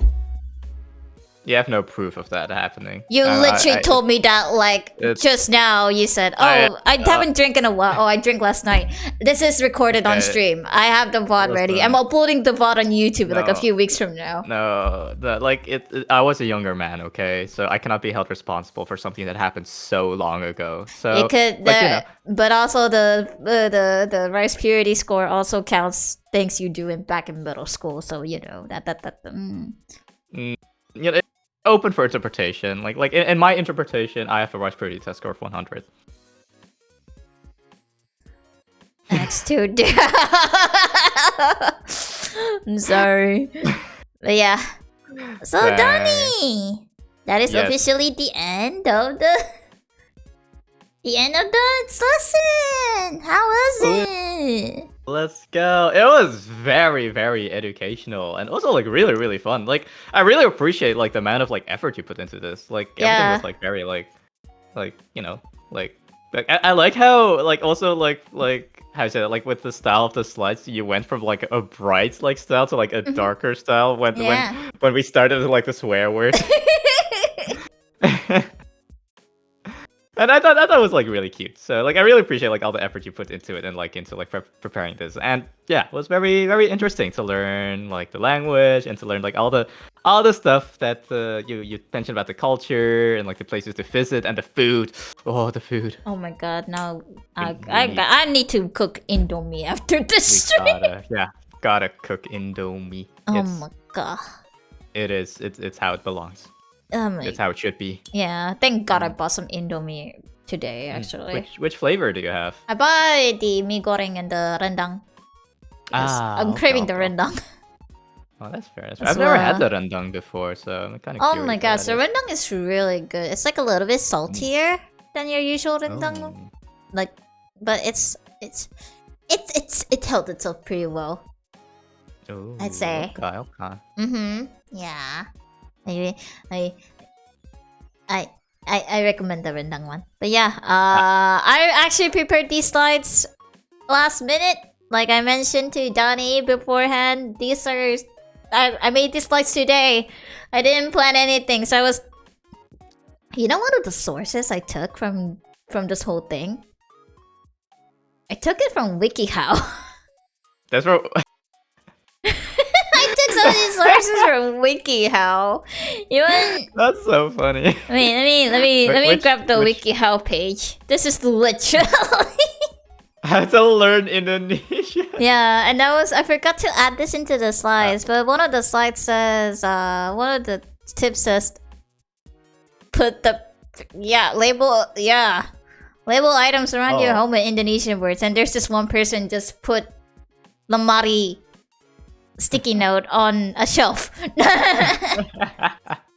I don't know why people do that, but yeah. If it helps. But yeah, no, it was very educational. Like it's still like it was still like 23 slides of like pure content. So like I appreciate the effort you put into it. Plus it was like a lot of fun to learn about everything. Like I really this makes me like really like want to visit like Indonesia again. Like with like all the knowledge that you've given me like thus far. Don't say dick on a stranger though, please don't. Kontolu. Oh no, Donnie, no, don't! Kontolu. It's okay. I'm still say so because I don't understand what I'm saying. It's not in. It's still say so. You're a dick. That's what you said. Richard. Wait, who's Richard? You're Richard. Richard. Man, imagine if you say I talked with Donnie about this. Like when we were planning the collab, and I was like, I'm going to teach. Please don't say. I'm going to teach you something really nice to say to a police officer. But at the end of the day, you're just telling them your dick is small, and you get arrested for that. Wait, it's illegal in Indonesia? It's not like it's illegal, but you'll get in trouble if you say that to a police officer. You'll get in trouble for having a small pee-pee? Dang. No, you're gonna get in trouble for defamation. You're defaming yourself if you say I have a small pee-pee. I don't have a small pee-pee. You do. Anyway. Well, I mean, okay. One thing that I do agree on: you do exude big pee-pee energy.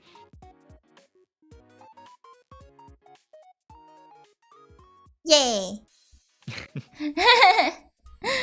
What is baperan? Baperan, like I mentioned in the slides, it means too emotional. Oh, police officers get emotional. And they arrest you for no reason sometimes. Baper. Yeah. Gotcha. Yeah. But yeah, I'll send you all these slides later, Donnie. Yes, please do, because like I'll send it to you. Things, like, even the twist. Even the twist to be like, yeah. Oh yeah. That's like I've like references now. Like how what am I supposed to say now in your chat, like in your next stream? Yeah. Like I can like I'm so sad that I cannot do full screen on this because it'll break. Because I do like these really cool animations as well. Like they have this, and then like the next slide it has like this. You got all those fancy. Yeah, and then like they have and this one, and then this one is literally just just in your face. Just straight in your face, and like all the other slides, they don't even have animation. You put like all the effort into like the last few slides. I see like where your priorities are. Yeah. Yeah. Oh, that was fun. That was fun. That was my god! We went on for almost 4 hours. True. Holy shit! That was very educational. Can you like teach me like other subjects? Cause like I'm having a lot of fun. Like the way that you teach me stuff. Like, I'm going to teach you history, as in I'm going to teach you the other side of our story, our saga together, Donnie. Oh dang! This is getting quite quite serious. It's getting serious business here. There will be some bloodshed thrown in the background. Yeah, it is a very bloody history. But I feel like most histories are bloody histories. But that nonetheless, looking forward to it. So, like, someone in your chat mentioned it before, but would you be interested, like, one day, someday soon, in a Dutch? Like this, but then me at you, and Dutch. Oh, that would be really fun, though, actually. That would be so much fun. I was actually about to brought it up to you, like, after stream, actually. Oh, really? Yeah. Because, like... It would be really fun, because, like, I get to know at least a little bit about your side of things. I know a little bit in the first place with the windmills and the tulips and all the museums and Bami Schrijf. No, okay, listen, the Bami Schrijf, that is not indicative of like everything that's cultural here, okay? Like it's just a very small facet. But yeah, like it would be a lot of fun. Like I'll make sure to prepare slides as well then. Like it's gonna be you don't have to be a quick experience. No, I will. Like you put like a lot of effort into this, so I will too. When I told Danny that, I was like, oh, I got slides ready for this photo, and he was like, what? Like I was like thinking like it's just gonna be like a podcast like type thing where you just like talk with like a pretty background, but like you're like it was like serious business, and like I really appreciate that. Like that's really cool. It helped. The slides helped a lot with like, you know, learning stuff. Yeah, especially since this is literally showcasing my culture and everything. Of course, I'm gonna take an extra mile to do it. To show the best presentation of Indonesia itself, at least in my opinion, the best way to introduce it. But I also show some obvious cons and also some modern cultures as well.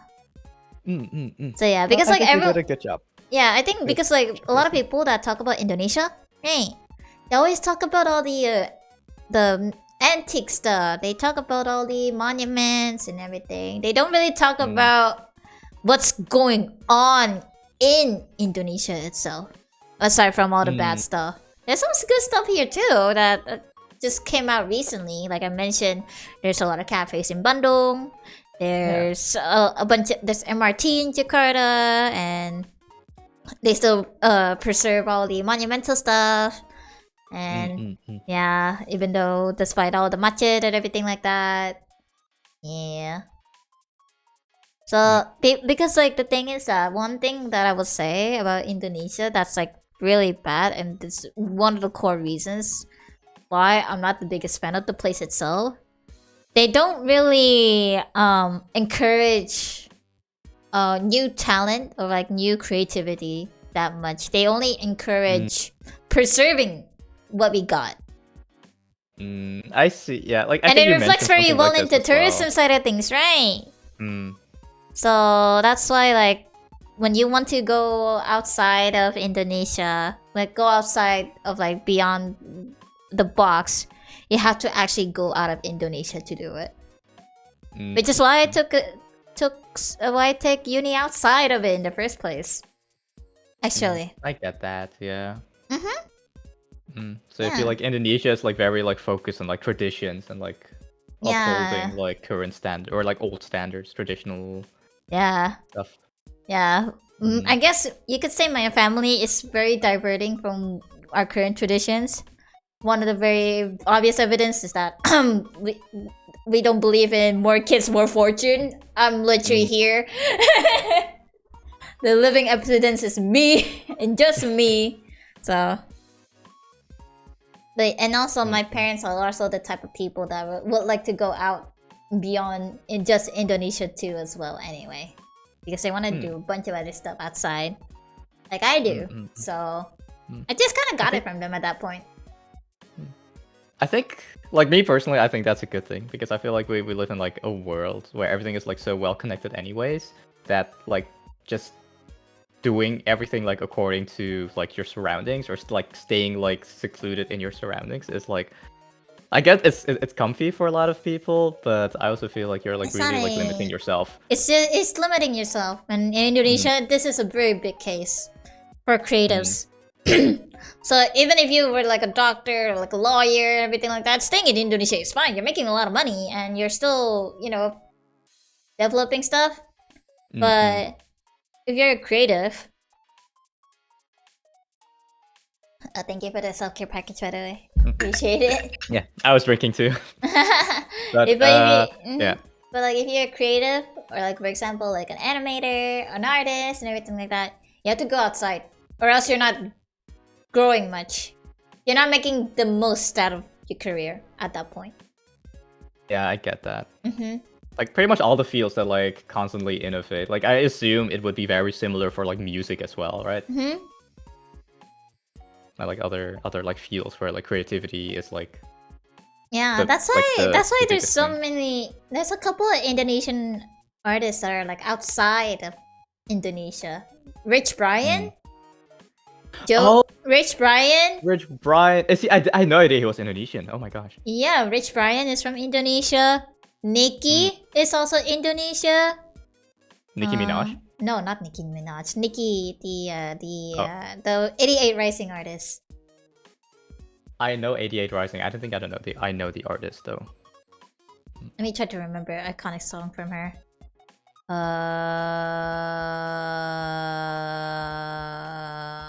Shit, I actually don't know. Fuck. All her songs are really good though. Let's say. I have to check it out. Oh, that's something like this one completely like off tangent, but like we still have to do like a music sharing session. Obama! Yes, Barack Obama! Barack Obama lived in Indonesia for his childhood. Really? Yes! I had no idea. What the heck? Okay, yeah, okay, his family is not Indonesian, but he went to Indonesia. He lived in Indonesia for quite some time during his childhood. Like, it's like, until like, from like, I think like from grade school till high school, actually. That's a long time. That's a very long time, yeah. Crazy. And like, whenever he comes over to Indonesia for like, you know, public relation stuff, right? He sometimes talk in Bahasa Indonesia, and it's very fluent. Like, he says nasi goreng and satay. It's so cool. Oh, I really need to look that up then, because I've never heard him speak Indonesian. It's really cool. It's really, really cool. Yeah. And then who else? I think like a lot of the Indonesian artists that started in Indonesia, they have already moved on to America as well. America, or I think there's like a recent group that just went to Korea for the music stuff. Yeah. Yeah. People just develop outside of Indonesia for some reason, because Indonesia focus so much on persevering, they don't focus on developing. that often in the creative side of things. They develop a lot more on like, you know, business side, of course, but like everything else, not much, honestly. So at that point, if you want to do something with your life and, you know, want to do much better than where you are right now, the only option is just to go out. Yeah, I get that. And if you're lucky enough, you can bring some of that knowledge back home and see if people take it in or not. If they don't take it in, which 90% of the time they don't even bother coming back. As much as how sad it is. That is sad. But like, I think it really depends then, like how much ties you have to like, you know, Indonesia then. My only ties with Indonesia is my family, dude. So at that point, I'm like, if my family just says like, okay, you can go, might as well like, you know, might as well take the opportunity. That's what I'm in my dilemma in right now, actually. Should I stay or should I go? You know. Yeah, I get that. Like, because moving out to a different country, 21 years old, is pretty intense. It is. It's very. I can imagine that it's like very, very scary. It's especially very going scary. into like another country, another culture, especially if you don't know anyone in like the country that you want to go to. Yeah, that's why when I was like planning like where I want to go to, right? Like studios that I can apply to, I try to find ones that are at least where I know my friends live at. Yeah, so I listed down a couple of places. I listed down the UK, the Philippines. I listed down nearby as well. I listed down France in there. I also listed down, I think if I remember correctly, I listed down Switzerland, I think. I don't know how I managed to list down Switzerland. I also listed down Denmark as well in there. Many European places. I tend to want to work in Europe, ideally. Yeah. But yeah. Enough of that. But yeah! That's about it from us, actually. That's actually about it from us. So, thank you everyone for coming. It was really nice seeing everyone. And hang out and all that cool stuff and chilling. And thank you, Danny, once again for joining along in this. Thank you for having me and for like preparing so much for like today's stream. Like it was very, very educational. It was very fun. Yeah. So yeah, thank you. For rates, I think you guys pretty much know where I'm going to send you guys over to. So one of my friends, Hatoru, is doing a subathon. So please go check him out. And also, but before I rate him out, I actually forgot to do this pin message, and I feel really, really bad. Please check out Donnie. First of all, check him out on Twitch. He does music streams, he does mixing streams, and sometimes he's been doing study streams as well. So please go check him out. There. And also, he released some cool music. Check out his YouTube. And he also does covers, which is really cool. No, I don't do covers. Please stream his Takayan Wooder cover. My god, no. Oh my god, it's so good. No, I don't do covers. I think you're confused with this amazing cover artist named Katheryne Persik, who does covers on YouTube. Oh my who recently released a cover like last month. Is so freaking good. Stop it!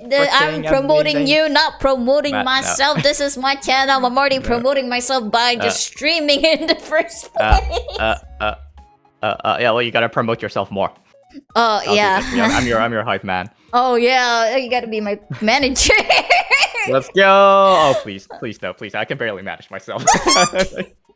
Yeah, thank you everyone for coming. It was really nice seeing everyone. I'm going to send you guys over to Hatoru. He is doing a subathon. It's his last day of the subathon actually.